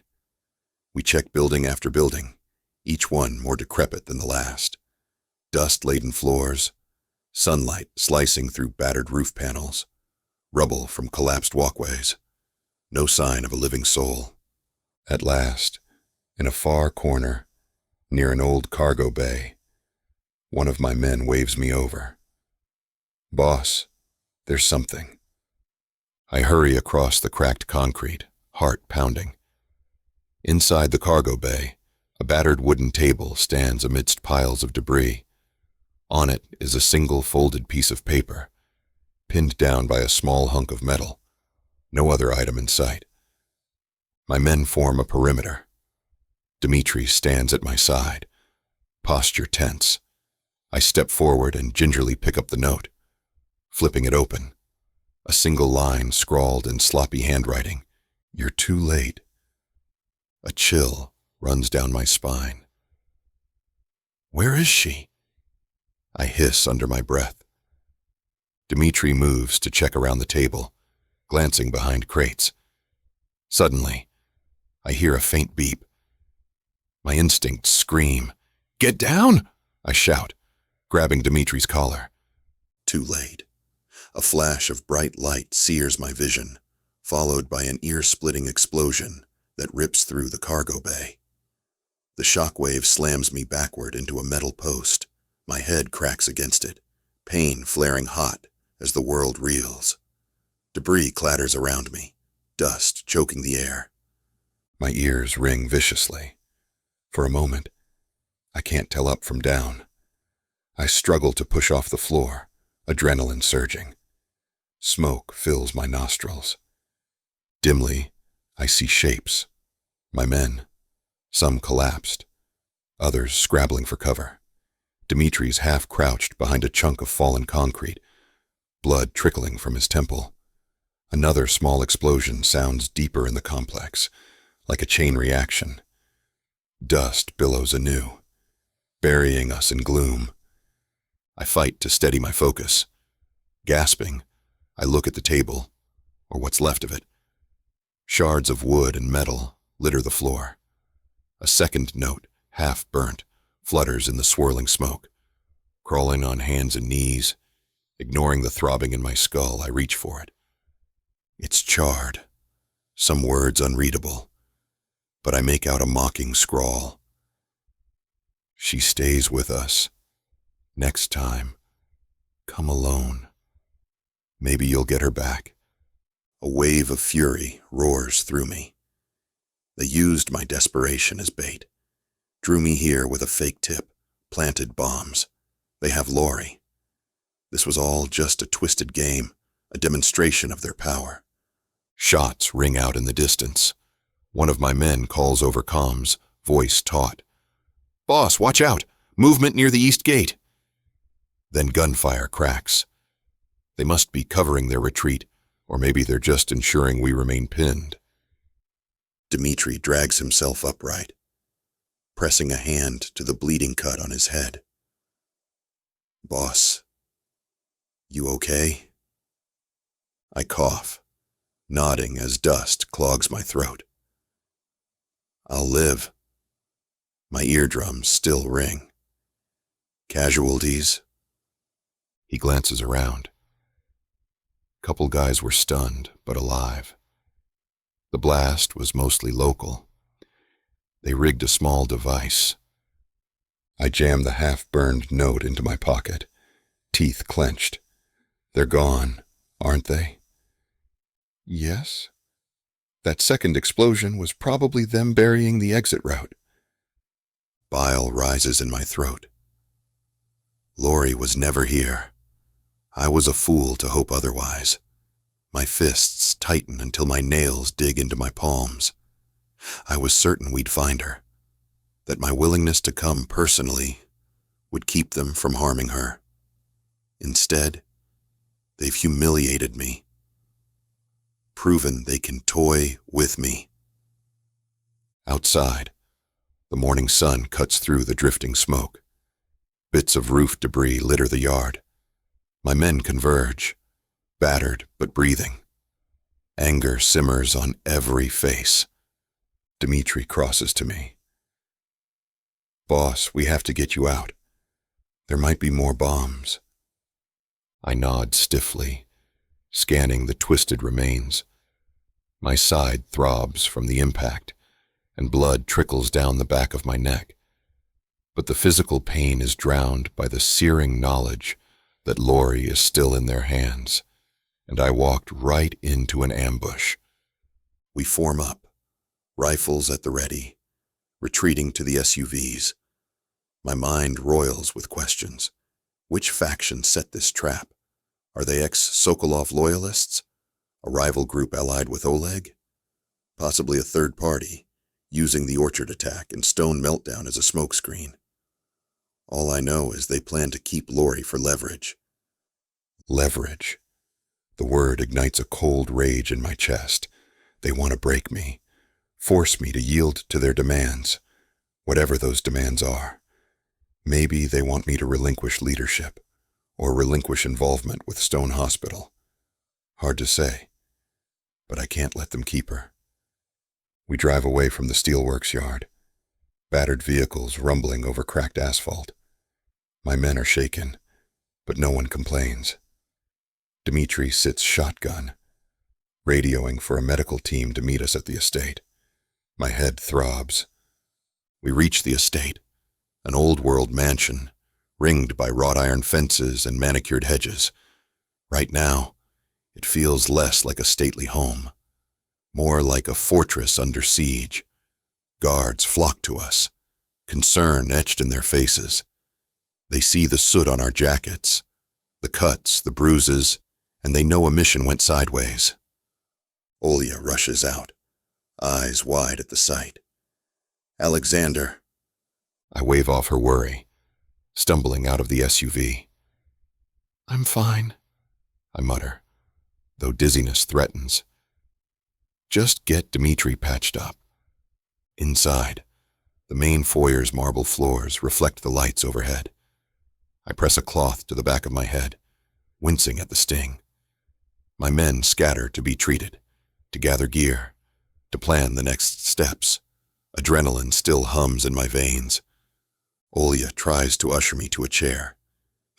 "You're bleeding. Let me..." I said I'm fine, I snap, then regret the harshness in my tone when I see her flinch. Forcing a calmer voice, I add, "Thank you. I need to gather my thoughts. Then I'll let the doctor see me." She nods reluctantly, stepping aside. I head upstairs to a private study, every footstep echoing in my pounding skull. The tension clings to me like a second skin. Once inside, I lock the door behind me. Leaning against the desk, I let out a shuddering breath. An explosion. A note mocking me. Lori is still missing. No direct leads except a scribble that says, "Next time, come alone." That implies they want me to attempt another rescue. Possibly they'll demand terms, my abdication, or a cessation of involvement with Stone fiascos. My phone rings. The unknown line again. I steel myself before answering. "Alexander." The disguised voice from earlier speaks, edged with smug amusement. "Hope you enjoyed our welcome gift. We'll be in touch when we're ready for your next move. Keep your men out of it, or your beloved friend gets a bullet." My chest constricts. I fight to keep my voice steady. "Where is she?" "Safe for now, but don't test our patience." A click, and the line goes dead. My hand shakes as I lower the phone. Furious, helpless, frantic. In desperation, I think of calling the local authorities, but that would be suicidal. These criminals would certainly kill Lori if I turned this into a public spectacle. I can't trust the official channels either. My own empire is riddled with traitors. A wave of guilt crushes me. Lori is paying the price for my half measures. My attempt to walk a line between loyalty to Stone Hospital's cause and my own underworld empire. If I had let her stay close, provided constant protection, would she be safe? Or if I'd sent her away entirely, far from the city? The what-ifs choke me. I realize how quiet the estate is, as though everyone's holding their breath, waiting for my next command. My reflection in the antique mirror on the study wall looks haunted, a streak of dried blood near my temple. I recall how, in fleeting hours of peace, I fantasized about a normal life with Lori, one free of bombs, abductions, betrayals. She was the only person who ever looked at me and saw more than a Sokolov air. Anguish claws at my chest. "I'll get you back," I vow to the empty room. "I'll burn down everything if I have to." But as I stand there trembling, logic reasserts itself. I can't charge into another trap. I need to gather intelligence, root out these breakaway men, possibly align with Oleg if it means saving Lori. The thought disgusts me, but I can't discount any angle. Another knock on the door. This time, it's Dmitri's voice. "Alexander, can we talk?" I unbolt the door. He enters, bandage on his temple, eyes grim, The men are ready for your orders. We need a plan. They found a piece of cloth at the steelworks. Female clothing, maybe. No leads on location, though. We can't keep chasing phantoms. My mind races. I glance at the half-burnt note from the cargo bay, which I tossed on the desk. They want me alone next time. They'll contact me, probably. Meanwhile, we keep searching. But we do it quietly, so they don't suspect. We can't tip them off that we're combing the city. Dmitri grimaces. Understood. We'll keep it small. Another big operation will spook them. And if Oleg's behind this, we can't broadcast an internal feud. I pinch the bridge of my nose. Oleg. Right. He wanted me to forsake all alliances outside the Sokolov clan. He hates me meddling in stone business. Could he stoop to kidnapping Lori? Possibly. Or he could be colluding with some ex-Sokolov men who have their own agenda. Dmitri hesitates. We have that meeting with him tomorrow at the estate. Maybe he'll slip something. Let me increase security. Subtly. I nod. Do it. If Oleg's involved, I want leverage. But if he's not, we might need his cooperation. The idea of bargaining with Oleg for Lori's life sets my teeth on edge, but I see no alternative. Dmitri clenches his jaw, eyes flicking to my battered state. You sure you're okay? No, I admit softly, but I have no choice. This is bigger than me. He lays a hand on my shoulder. We'll find her, boss. She's important to you. To all of us, in a way. She's family. A lump gathers in my throat. Family. A fragile concept I tried to protect by dethroning Ivan. Dmitri retreats to handle security, leaving me alone again. I drift to the window, leaning my forehead against the cool glass.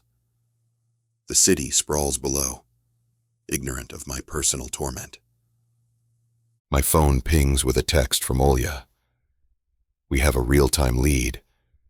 One contact says a breakaway group was seen at a stash house near the old canal. My heart leaps with a flicker of hope, or a flicker of fear. Could be another trap. I text her back. Vet that rumor. We can't walk into bombs again. Setting the phone aside, I let my gaze roam the skyline.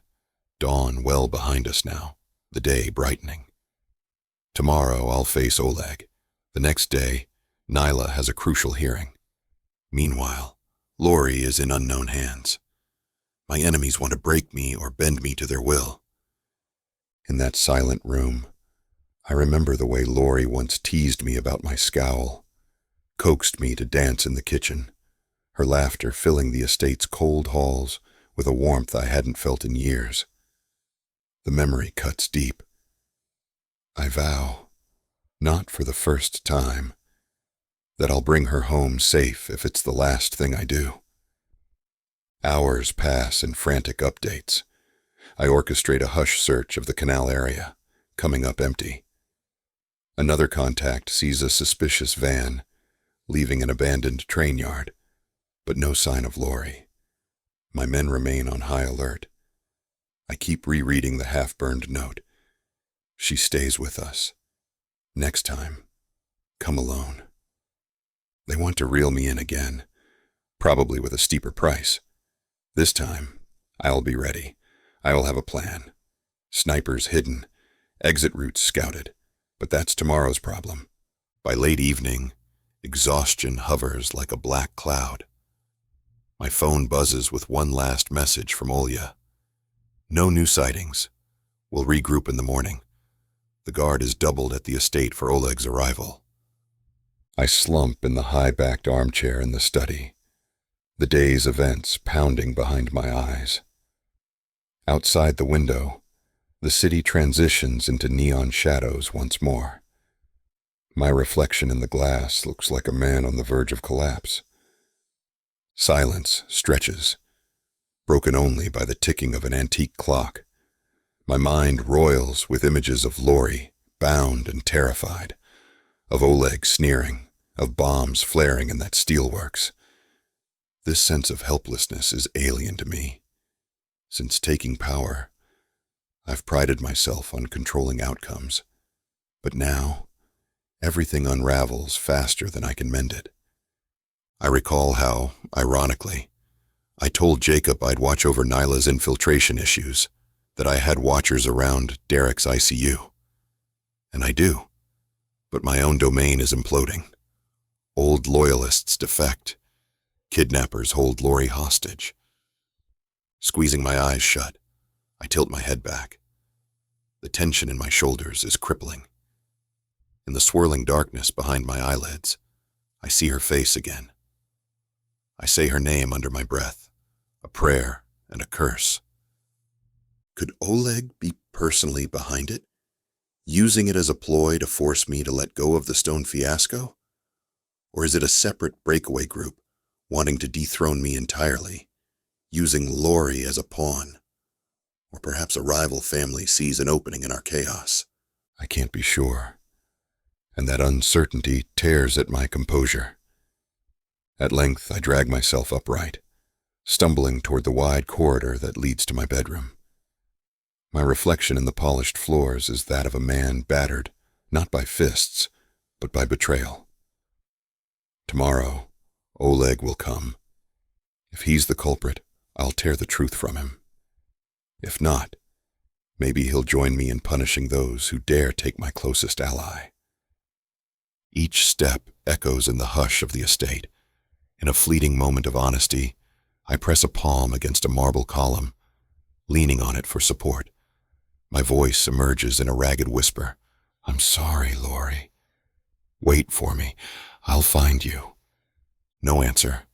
Just the quiet hush of a house that never truly sleeps, a fortress that fails at comfort. Gritting my teeth, I push away from the column. I can't let despair cripple me. I need to be strong, methodical. Midnight creeps in. Tomorrow everything changes. Oleg's meeting could unify us or tear my empire apart. I might glean a clue about Lori's captors or be forced to strike a devil's bargain. The lumps of dread in my gut swirl, each possibility heavier than the last. Before heading to bed, I check my phone one last time. A single new text from my intelligence contact. No luck. Word is she's alive, that's all. More as soon as I find it. Keep your phone on. Alive. Some portion of the weight lifts. She's alive. They want her as leverage. My hands clench into fists. They'll regret the day they threatened the person who made me believe I could be more than a gangster. I climb the sweeping staircase to my private suite. The corridors are lined with portraits of Sokolov ancestors who carved out a name in the underworld. I once admired them. Now, each portrait's eyes seem to judge me. In my bedroom, I yank off my ruined shirt, wincing at bruises from the explosion, at dried blood caked near my hairline. My reflection in the mirror shows a haunted man. I flick on the shower, letting hot water pound my shoulders, washing away the grime of the steelworks, but it can't wash away the fear. Finally, I collapse onto the bed, the grand canopy overhead, offering no solace. My phone rests on the nightstand, volume maxed so I won't miss a single call. Sleep dances at the edges of my consciousness, held at bay by my swirling thoughts. When I do drift off, nightmares claim me. Images of Lori, lying bound in a dark cell, crying out my name. Oleg's face leering, or masked men cackling as bombs detonate, a swirl of betrayal. My uncle's mocking laughter from beyond the grave, or from wherever the kidnappers took him. And always, behind it all, the sense of time slipping away. Tomorrow I face Oleg. Then the day after, the stone fiasco might come to a head with Nyla's hearing. I can't be in two places at once. Tension squeezes my chest. The Sokolov Empire demands my presence, yet part of me also wants to ensure Nyla's infiltration watchers remain strong, especially with old loyalists deserting. If they sabotage me, they might sabotage her. But my immediate priority is Lori. I can't let them keep her as a pawn to manipulate me. I am Alexander Sokolov, the man who dethroned his own uncle to forge a better path. I'll tear apart any breakaway faction if they stand between me and Lori's safety. I toss and turn, half lucid, until the faint dawn glimmers at the window. Another sleepless night. Another day of war. When the alarm chimes at 6, I'm on my feet, throat parched, adrenaline spiking anew. By midday, Oleg will arrive. I vow that I won't flinch. If he's behind Lori's abduction, I'll make him talk. If not, I will drag him into helping me find her. My dreams of a gentler empire fade beneath the primal drive to rescue her at any cost. In the hush of early morning, I dress in a dark suit, ignoring the bruises. I tuck a holstered pistol beneath my jacket, steel creeping into my soul. My reflection in the mirror, hollow eyes, set jaw. A man who's been dragged back into the mud of violence. So be it. I exit the bedroom. The corridor is already buzzing with quiet activity. Armed guards, advisors, a subdued tension crackling in the air. Oleg's presence will be explosive. Everyone senses it. In the foyer, Dmitri greets me with a respectful nod. "Morning, boss. The men are ready. Security is triple-checked. Oleg's men are being escorted once they arrive. No freedom to wander." I rub the faint ache in my temple. Good. Let's see if he reveals anything about Lori. If not, we'll push. Hard. Dimitri's eyes glint with anger. He might try to posture. We'll posture harder. I nod. We stand in the hush, waiting for the day's collision with fate. Overhead, the chandelier's crystals reflect shards of morning light, ironically beautiful. I glance at my phone one last time, hoping for a text from the kidnappers offering a trade, or from Lori herself, some miraculous escape. Nothing. So I square my shoulders, letting my breath hiss out. The stage is set. The meltdown that is my life continues. Inside me, desperation and fury collide, forging a blade of resolve. I will not kneel to these breakaway cowards. I will not lose Lori, and I will not let the old Sokolov regime overshadow what I've built. As the clock ticks toward Oleg's arrival, I sense the tension in the estate compound itself. A silent hum of weapons readied, men posted. War is brewing inside my own house, yet behind that stands a deeper heartbreak. The woman I love is out there, terrified, possibly counting on me to save her. I shut my eyes for a single moment, focusing on the quiet beat of my heart. Then I open them, my gaze cold.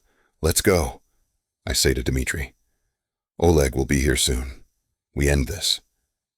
And with that, I stride toward the main hall, each step echoing on the polished marble.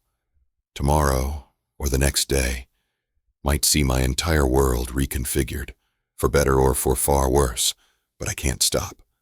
I have no choice but to fight with everything I have, my cunning, my power, my fearsome determination. I owe Lori that much. In the hush before the storm, I remember the final mocking words on that half-burned note. She stays with us. Next time, come alone. I clench my fists. You want me alone, you bastards? Fine. But you do well to remember I am not just any man. I am Alexander Sokolov. I toppled a tyrant, survived bombings, overcame infiltration.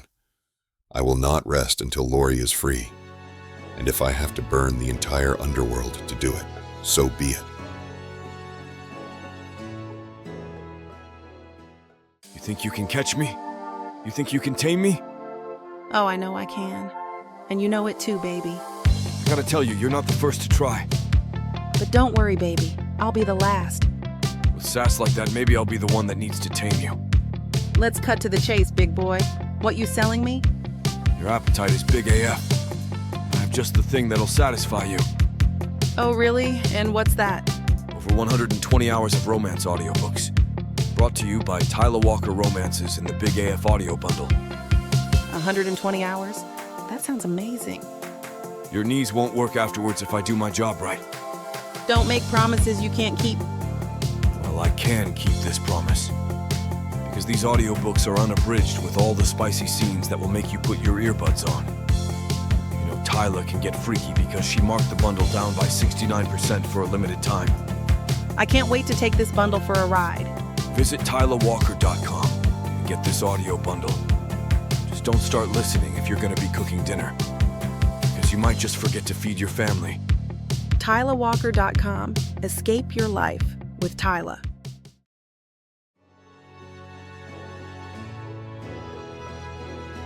Chapter 346, Nyla. My eyes flutter open to a swirl of beeping monitors and fluorescent lights. I lie in my Crestwood Hospital bed, heart pounding, before I'm even fully awake. The wispy remnants of yet another nightmare cling to me, a dream of Marcus's men cornering me again in that hospital lounge, sneering threats about my baby. The memory is so vivid, my hands shake against the covers. I force a slow breath, grounding myself in reality. The monotone hum of my IV pump, the faint footsteps from the corridor, and the silhouette of Jacob slumped in the chair by my bed. His jacket is draped over the chair's back, tie half undone, hair mussed from a restless night. The first faint glimmer of dawn softens the edges of his worried face. We must have both fallen asleep like this, me in the hospital bed and him on that stiff chair. My heart twists with gratitude and guilt. No matter how many times I've told Jacob to go home, to rest properly, he refuses. He's insisted on staying close, especially after that thug visited me, threatening my life. I'm both comforted by his presence and agonized that my crisis drags him so deeply into danger. Something pricks in my ribs. Maybe the baby stirring, or just that dull ache left from the prior assault. I press a hand gently over my abdomen. It's okay, I whisper, half to myself, half to the child inside. We'll be okay. Jacob stirs with a soft groan, blinking in the morning light. When his gaze focuses on me, a fragile smile appears on his lips. Morning, he rasps, voice rough. Morning, I echo. Sorry if I woke you? He shakes his head, pushing upright. I wasn't sleeping well anyway. Too many calls to juggle. This entire hospital is basically on lockdown for you, plus Trixa's data analysis is still ongoing. And I keep thinking about Derek. My chest tightens. Derek is our friend. The crucial witness who might confirm Trixa's orchard meltdown was orchestrated by Marcus or by some rival group. But he's been in a coma for days, teetering between life and death. Any updates from last night? I ask, hope trembling in my voice. Jacob's expression darkens. Nothing major. He's stable, but no improvement. The doctors keep hinting that if he doesn't show signs of consciousness soon, they'll have to attempt riskier measures, surgery or a deeper neurological intervention. But there's a chance it could kill him. I swallow against the lump in my throat. Better than watching him fade, I guess, I murmur, voice cracking. We can't let him die, Jacob. He's done so much, risked everything, and Trixa's logs might not be enough on their own. We still need him. Jacob reaches for my hand, entwining our fingers. We'll do whatever it takes, one crisis at a time, right? I give him a shaky nod. My entire life has become a chain of crises, all tethered to Marcus's manipulations and the sabotage accusations pinned on me. But if Trixa's logs prove real, if Derek wakes, maybe I can finally be free. A gentle knock disrupts the hush. A nurse peeks in, wearing a subdued smile. Miss Thomas, Mr. Stone, good morning. Dr. Sanders wants to discuss your next steps before the hearing tomorrow. I let out a breath I hadn't realized I was holding. Sure, he can come in? She shakes her head. Actually, she's finishing a round in the ICU. She asked if you're feeling up to a wheelchair ride, then you could see Derek, and she'll meet you both there. My pulse speeds. Yes, definitely, I say. I want to see Derek anyway. Jacob helps me sit up, carefully checking the IV lines. I still hate how my legs feel so weak. Each time I shift, a pang of muscle ache hits, a constant reminder of the stress and physical toll. But the thought of visiting Derek gives me a burst of determination. The nurse wheels in my assigned chair, double-checking the footrests. Jacob helps me swing my legs over. As I settle, he tucks a blanket around me, gently protective. Our eyes meet, and for a split second, I'm overwhelmed by how deeply I love him. All right, the nurse says. We'll head to the ICU. Dr. Sanders will meet us by the monitors. Jacob positions himself behind the wheelchair, pushing me out into the corridor. Sean, the ex-military guard Jacob stationed for my protection, materializes at our flank, watchful but quiet. My nerves jangle, remembering the infiltration attempt from the day before, but I push the fear down. We move through Crestwood's main hall, fluorescent lights glaring overhead. Staff pass with brisk efficiency, some throwing sympathetic looks. I try to keep my gaze forward, ignoring the swirl of emotions in my chest. The knowledge that half the city once believed I was a cunning murderer weighs on me. Now, with Trixa's sabotage data leaking, the public is uncertain. Some calling me a victim, others still convinced I orchestrated my fiancé's parents' demise. At the ICU corridor's entrance, the air changes. Machines beat more urgently. A crisp sterility lingers, and the hush is deeper, as if everyone is tiptoeing around life and death. My stomach knots remembering the last time I was escorted down a corridor like this, the day they told me Derek might never wake. We approach Derek's room, an enclosed glass space with lines of monitors and tubes. Dr. Sanders stands just outside, flipping through a chart, her expression a careful neutrality. She spots us, nodding. Miss Thomas, Mr. Stone, she greets quietly. Derek's condition is essentially unchanged, but we're noticing micro shifts in his vitals that could be a sign of either slight recovery or impending failure. Hard to interpret without further intervention. I wanted to discuss possible next steps. Jacob's hand tightens on the wheelchair's handle. What do you recommend? She gestures for us to move inside. We do. Sean staying in the hall to give us privacy. I peer at Derek's still form on the bed. Tubes in his mouth, an IV in each arm, monitors spiking and dipping. My heart wrenches. Dr. Sanders steps closer to the bed, voice low. He's on a ventilator, sedation partially reduced to see if he'll respond to stimuli. So far, we've had no consistent sign of consciousness. We can attempt a specialized neuroprocedure, a targeted sedation reversal coupled with a bypass if there's intracranial swelling, but it's risky. If there's undetected bleeding, the stress could kill him. I feel tears pressing at my eyes. So basically, if we do nothing, he might linger in a coma. If we do this procedure, he might wake or might die. Her nod is sympathetic. Yes, we can wait, hoping he emerges on his own, but time is a factor. He's losing muscle mass, lung function compromised by long sedation. Jacob exhales a shaky breath. He's all we have to confirm orchard details if Trixa's data doesn't cut it. But beyond that, we just want him alive, he says, voice raw. I press a trembling hand to my lips, tears slipping free. He's family. We can't just watch him slip away. Let's consider the procedure. Dr. Sanders regards me carefully. The decision isn't officially yours. He has no immediate family except a distant cousin, but you two are probably the closest Derek has to next of kin. If you choose the procedure, we can schedule it soon, maybe tomorrow, but I must emphasize the risk. Jacob glances at me, searching for my reaction. My heart pulses with dread. Derek might be the key to exposing Marcus's orchard sabotage, so a purely logical approach says we should do the procedure. But it also feels callous to weigh his life on the scales of my exoneration. Sensing the swirl of guilt in my eyes, Jacob sets a hand on my shoulder. Nyla, we both know Derek. He wouldn't want to remain in a vegetative state. He'd want us to try. I nod, tears threatening again. Yes, he'd say something dramatic like, "Don't let me rot in bed. I'd rather go out fighting." He was always the risk taker. If there's a chance to bring him back, we have to take it. Dr. Sanders exhales gently, offering a faint, understanding smile.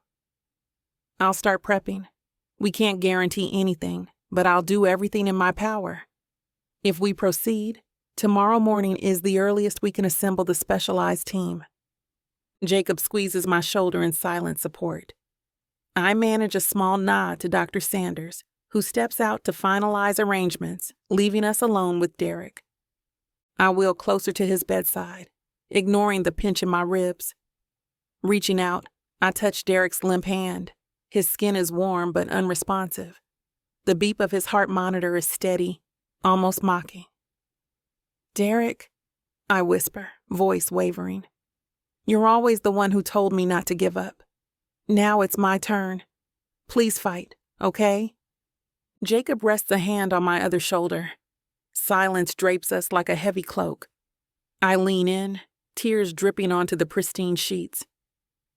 "Derek, you told me once you'd do anything to keep me and Jacob from losing hope. So keep that promise. Come back to us." The monitors continue their methodical beep-beep. No sign of immediate reaction. It's enough to shred my heart. 2 hours later, after Dr. Sanders wraps up preliminary tests on Derek, Jacob and I find ourselves in a small chapel, tucked into an alcove of the hospital's ground floor.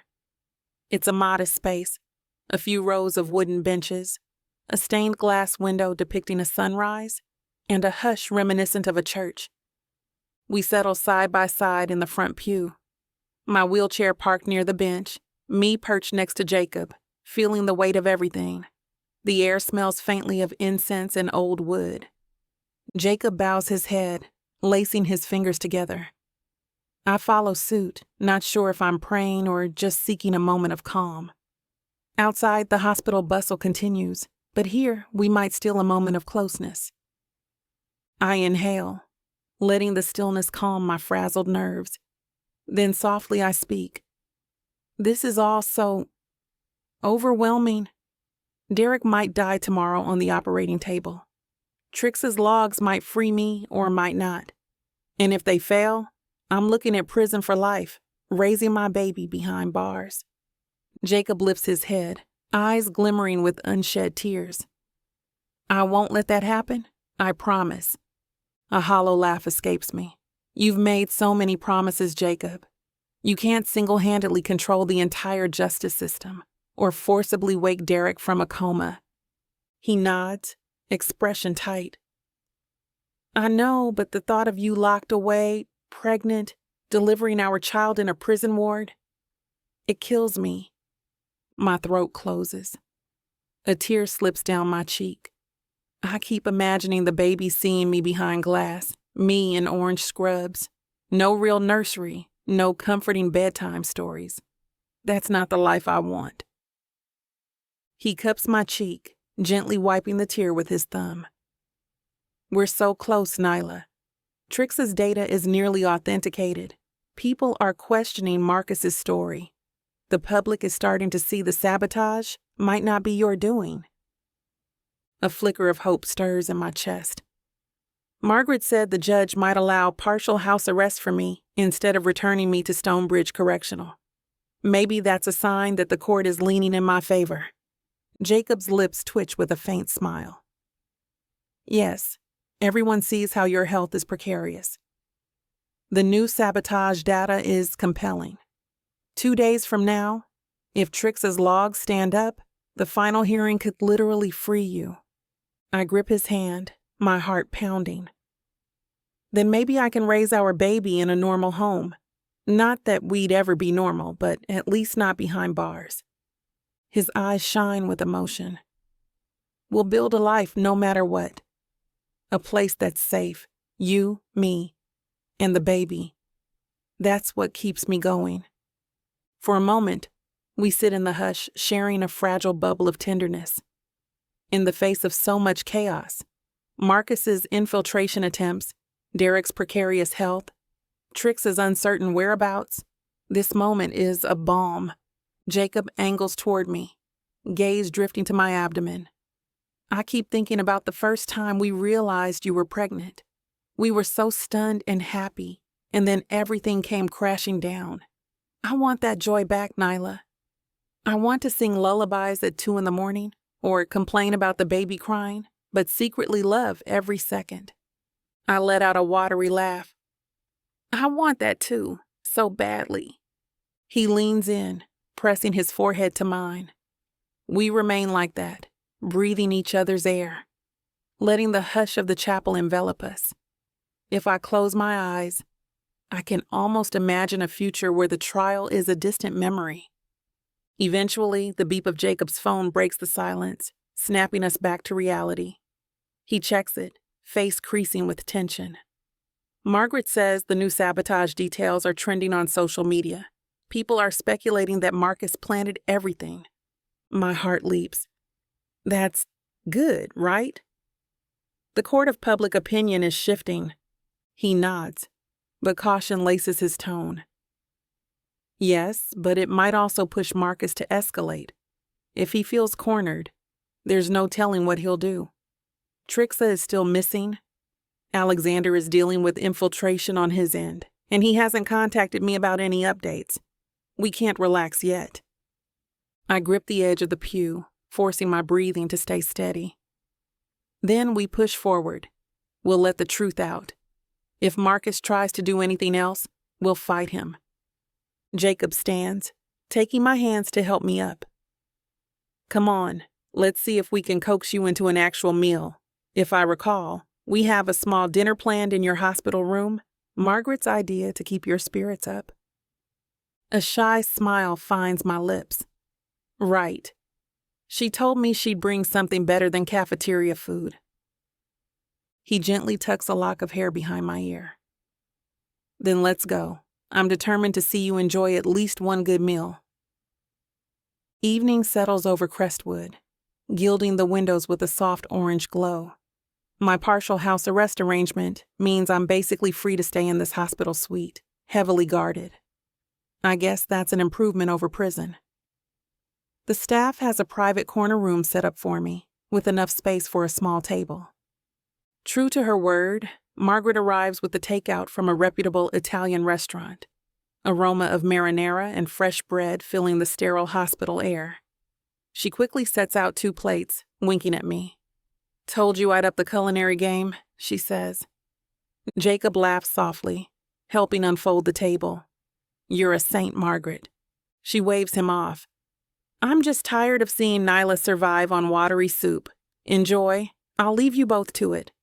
Also, I might have to dash if the forensic team calls with more data updates. I nod, grateful. After she leaves, Jacob and I settle at the little table.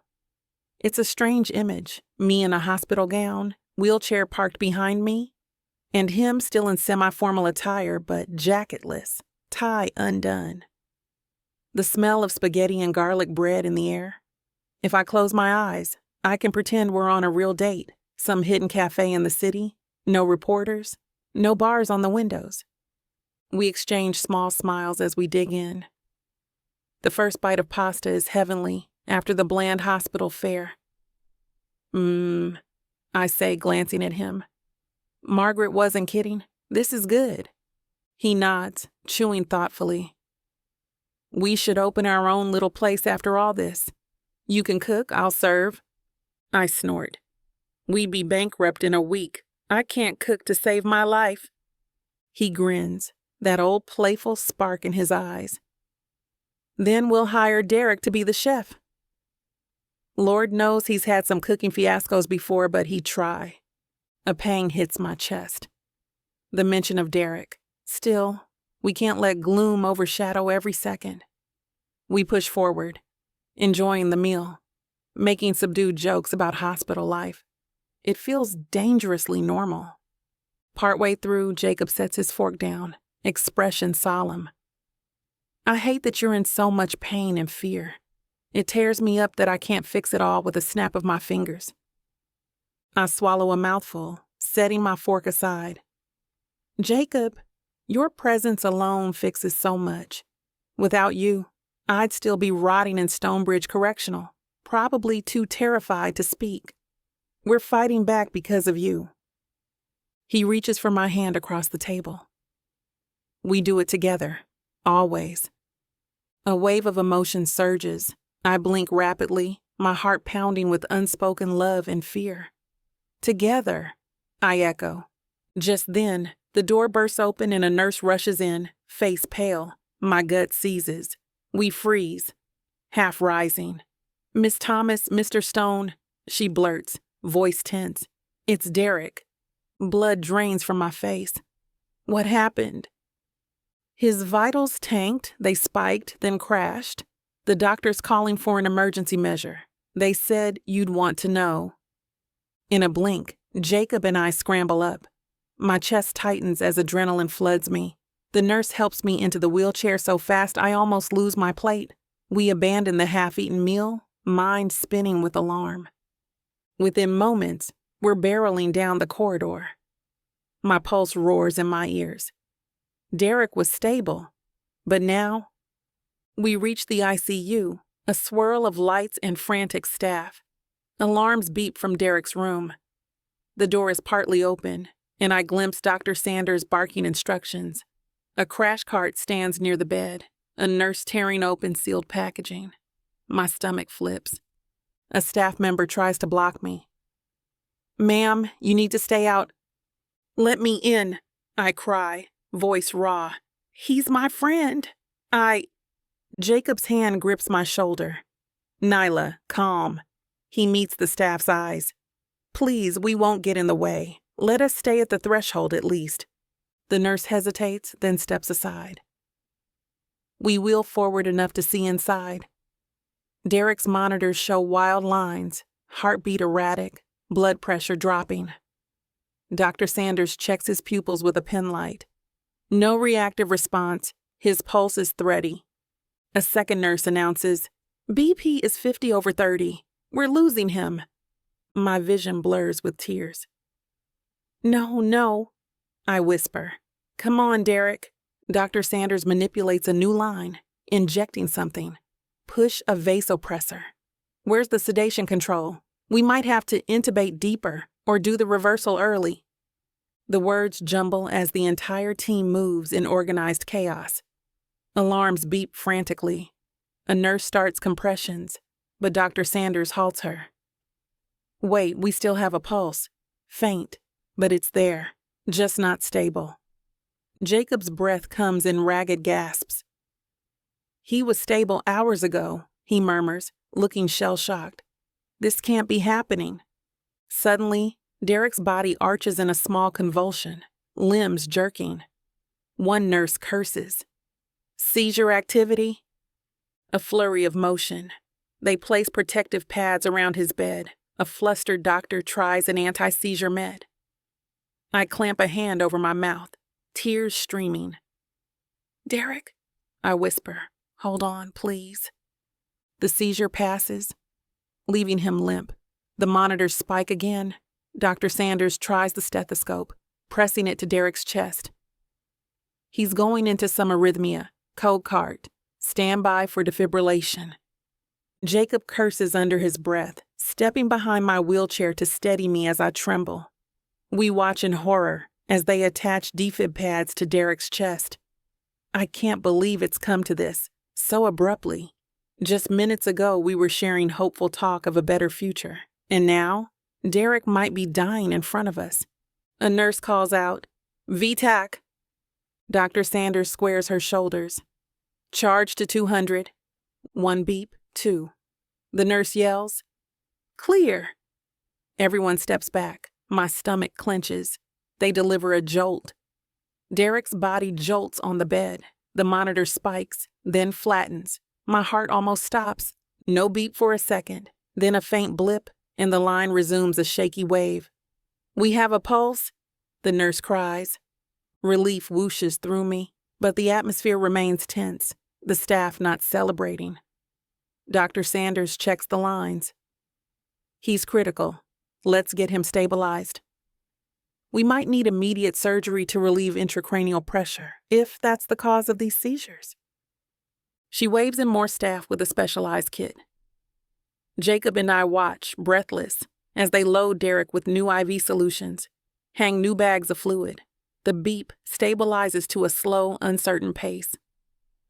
"Doc," I manage, voice trembling.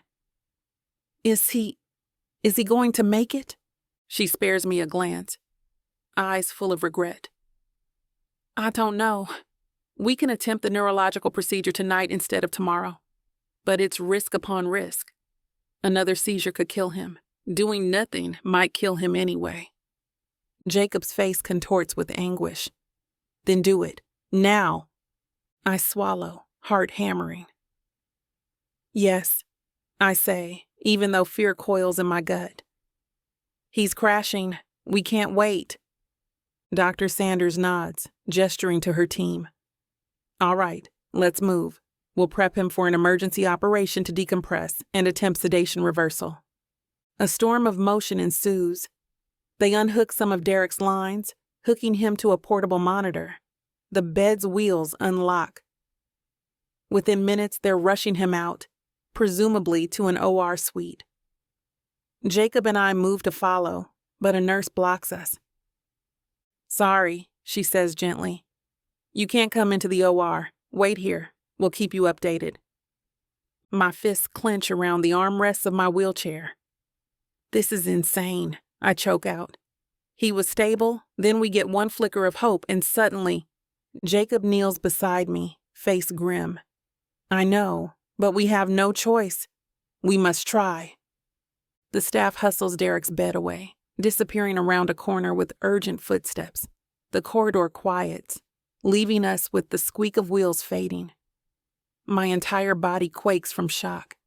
Jacob wraps an arm around my shoulders, pulling me into a hug. I let out a sob, burying my face against him. "I can't lose him, Jacob," I whisper. "He's the reason we even have Trixa's orchard lid in the first place. And more importantly, he's our friend."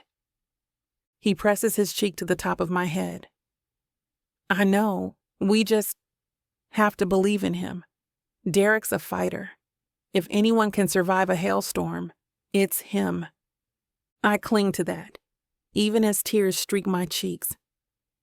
We remain like that, locked in an embrace in the middle of the ICU corridor, staff giving us a wide berth. My heart throbs with dread. Derek's condition got better for a second, enough to show a pulse, and then turned drastically worse. The unpredictability terrifies me. Time drags, each minute feeling like an eternity.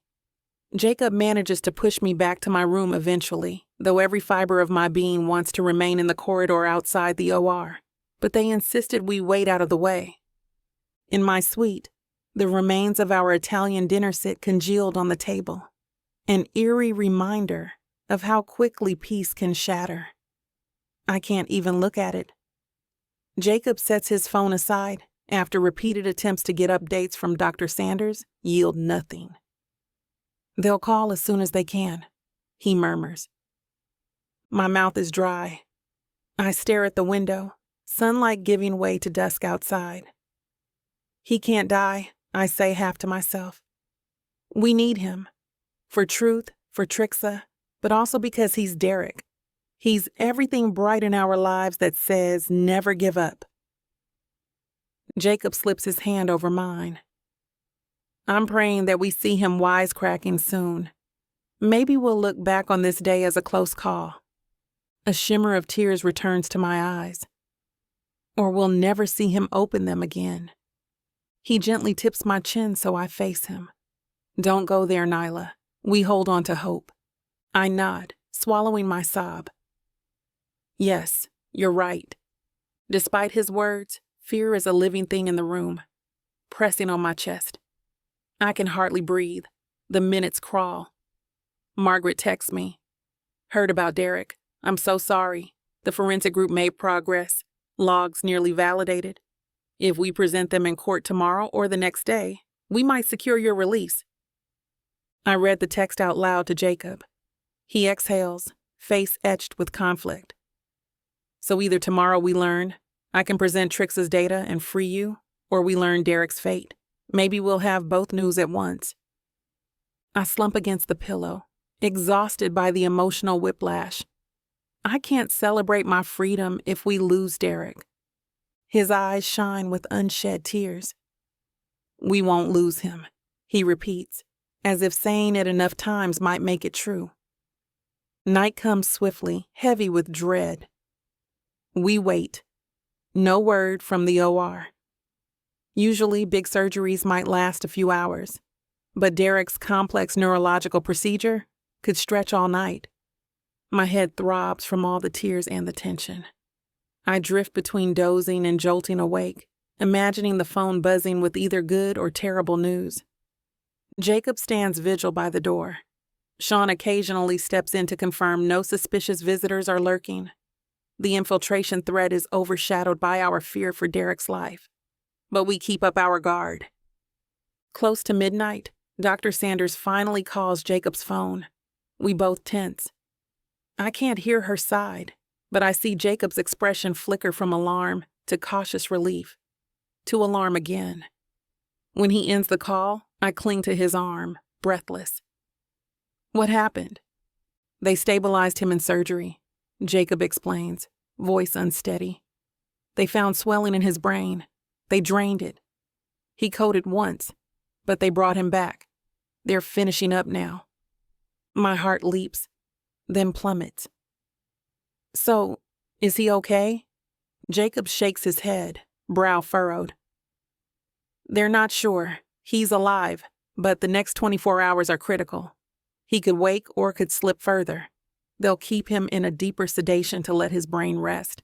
It's not a guarantee. I press shaking fingertips to my mouth. At least he survived surgery, I whisper, tears welling with both hope and fear. That's something. Jacob nods, pulling me into a trembling embrace. Yes, one step at a time. 2 a.m. finds us both too wired to sleep. Jacob's phone never stops buzzing with updates from Stone Hospital's board. Some members speculate about tomorrow's final hearing if Trixa's logs come in. The media wants statements. My father might be planning more intimidation. Meanwhile, Derek lies in a post-op ICU bed, fighting for life. We end up side by side on my hospital bed, me curled into his warmth. The beep of my monitors the only lullaby. My mind is a tempest of images. Derek seizing, Trixa's orchard meltdown, that thug's threat in the lounge, the baby fluttering inside me, the upcoming hearing that might or might not grant me freedom. Jacob strokes my hair softly. Sleep if you can, love. We have an early day tomorrow with the legal motions. The judge might expedite your partial house arrest. I let out a humorless chuckle. Yay, house arrest. At least it's not a prison cell, right? He attempts a wan smile. Better than nothing. I feel my eyelids droop, exhaustion winning out. But just before I drift off, I think of Derek, of how tomorrow he might show some sign, any sign, of improvement. Hang on, I murmur into the hush, unsure if I'm speaking to Derek, Trixa, or the baby. We're almost there. Morning arrives with an overcast sky, a drizzle spattering the windows.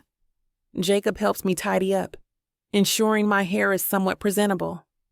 At 8 a.m., Margaret texts.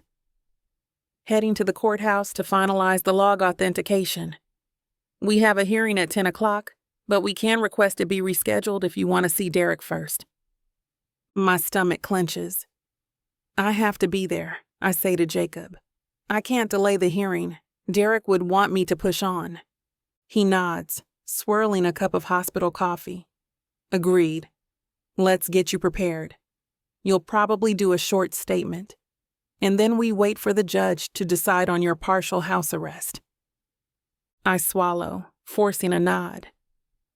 The idea of stepping into a courtroom again, feeling every eye on me, dredges up my old panic. But it's overshadowed by the desperate need to see that data confirmed to dismantle Marcus's frame-up. Jacob wheels me to the ICU for a quick check on Derek. Dr. Sanders stands at the foot of his bed, adjusting lines. She meets our gazes, her own expression carefully neutral. He made it through the night, no sign of new bleeding, but no improvement in responsiveness yet. We keep him sedated to minimize stress. My heart twists. So basically, no good or bad news? She nods. It's day by day, Miss Thomas. If he stabilizes, we might attempt to lighten sedation next week. That's the best we can do. I grip Derek's hand, whispering, We have a hearing soon. Hang on, okay? We're not giving up. His chest rises and falls with the ventilator's steady hiss. No flicker of eyelids, no squeeze of his hand in return. I stifle a sob. Jacob places a hand on my shoulder, silently guiding me out. Sean trails behind, watchful. 9:30 a.m. sees us in a private ambulance arranged by the court for my transport, given my hospital condition. The vehicles outside the courthouse are fewer than usual. Some press are preoccupied with rumors about a new sabotage leak. We slip in quietly, an armed guard escorting me. Inside the courtroom, the hush is tense. Margaret stands at the defense table, stacks of papers and a laptop presumably loaded with Trixa's logs. The prosecution glowers on the other side, their lead attorney's eyes flicking from me to Margaret with undisguised annoyance. I notice a few new faces in the gallery, journalists, curious onlookers, plus a handful of Stone Hospital employees. The entire city feels perched on the edge of revelation. The judge sweeps in, her robes swishing, gaze severe. All rise. Everyone does, including me, though I wobble on shaky legs before lowering into the wheelchair. The hearing begins. Margaret presents the newly authenticated sabotage data, referencing the Neutral Forensics Group's report. She highlights suspicious date stamps, money transfers implicating Marcus, orchard messages that Trixa documented. The tension thickens like storm clouds. The prosecution tries to deflect, casting doubt on Trixa's mental state, but the judge hushes them, pointing out the external forensic confirmation. Then, turning to me, she says, Miss Thomas, pending final confirmation in 2 more days, the court is inclined to grant you partial house arrest or supervised hospital watch. The evidence suggests your father manipulated key documents. Are you prepared to abide by the conditions if we release you from full custody? My heart leaps. Yes, Your Honor. Absolutely. She nods, flipping through paperwork. We will finalize the details by day's end. In the meantime, Miss Thomas remains under direct watch here at Crestwood, not in Stonebridge Correctional. If all checks out in 48 hours, we may fully dismiss or reduce the charges.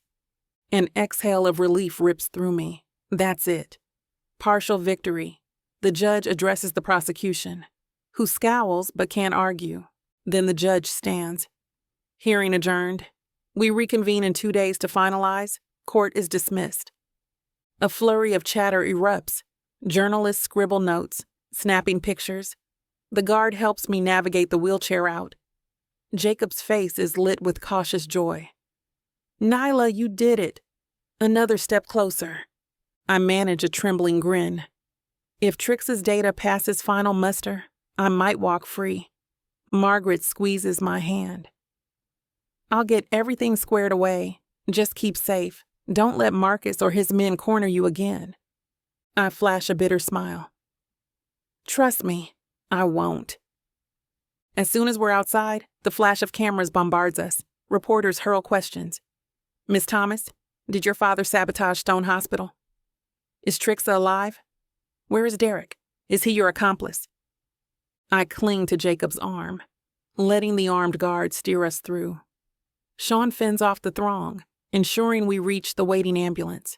The journey back to Crestwood is a blur, my heart still hammering from the hearing's tension. Back in my hospital room, the hush feels surreal after the media circus.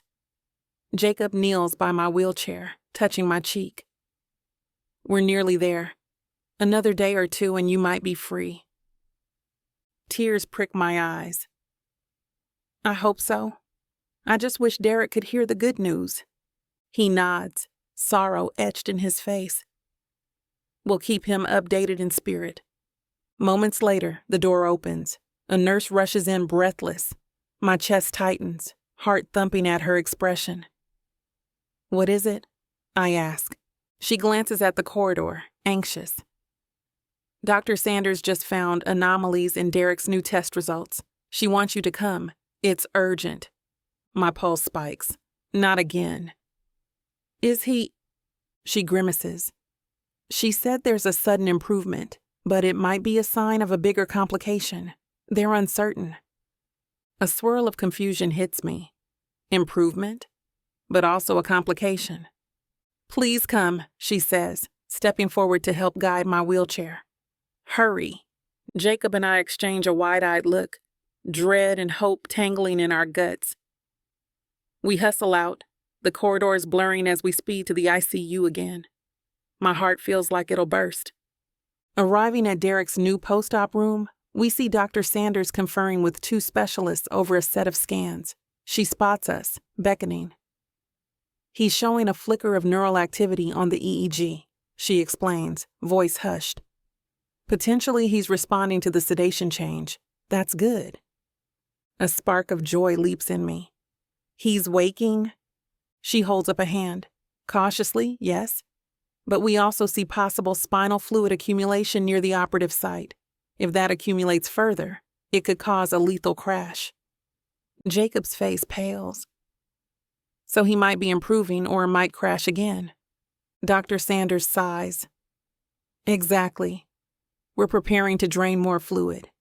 Keep him stable. If we manage that, we might reduce sedation further. He could come around. My heart pounds. Can I see him? Talk to him? She nods, stepping aside. Yes, gently though. He's still intubated, sedation partially lifted. We slip into the room. Derek's eyes remain closed, but his brow furrows faintly, as though he's dreaming.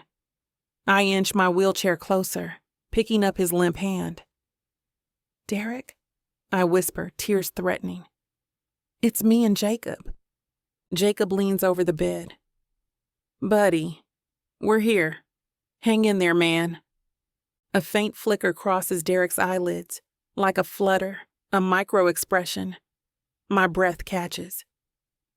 Oh my God, that's more movement than we've seen in days. Jacob's voice cracks with emotion. Derek, if you can hear me, you're safe. Trixa's data might clear Nyla. We just need you to confirm orchard details eventually. But more than that, we just want you back. A faint groan escapes Derek's throat, muffled by the breathing tube. The monitors show a small spike. Tears slip down my cheeks. Derek? He doesn't open his eyes, but I sense a shift in the tension of his body. For a moment, my chest floods with relief, hope blossoming. This is it. He's coming back to us. Suddenly, a shrill alarm goes off on the machine. The heart monitor line dips. Dr. Sanders curses, rushing in.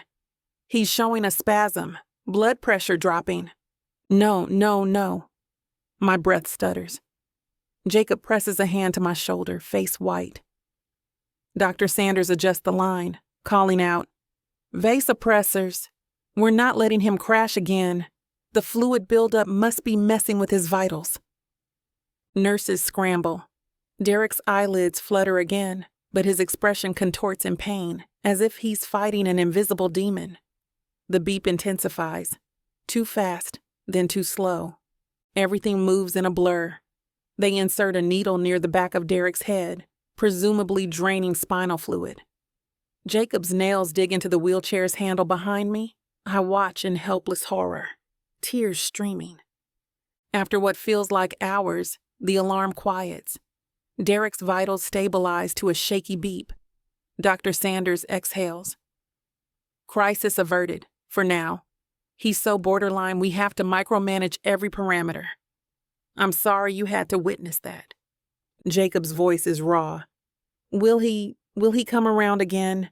He moved or tried to. She glances at the chart. Yes, he did respond to sedation lowering. We might attempt that again once the fluid is stable.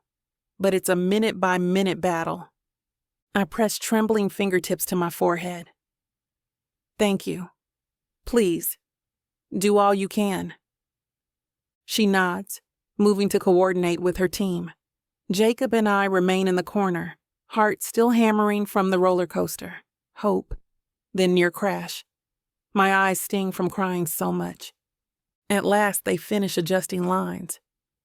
Dr. Sanders steps away, leaving 2 nurses to monitor. Jacob and I approach Derek's side again. My tears haven't stopped. Derek, I whisper, you almost came back to us. We saw it. We believe in you.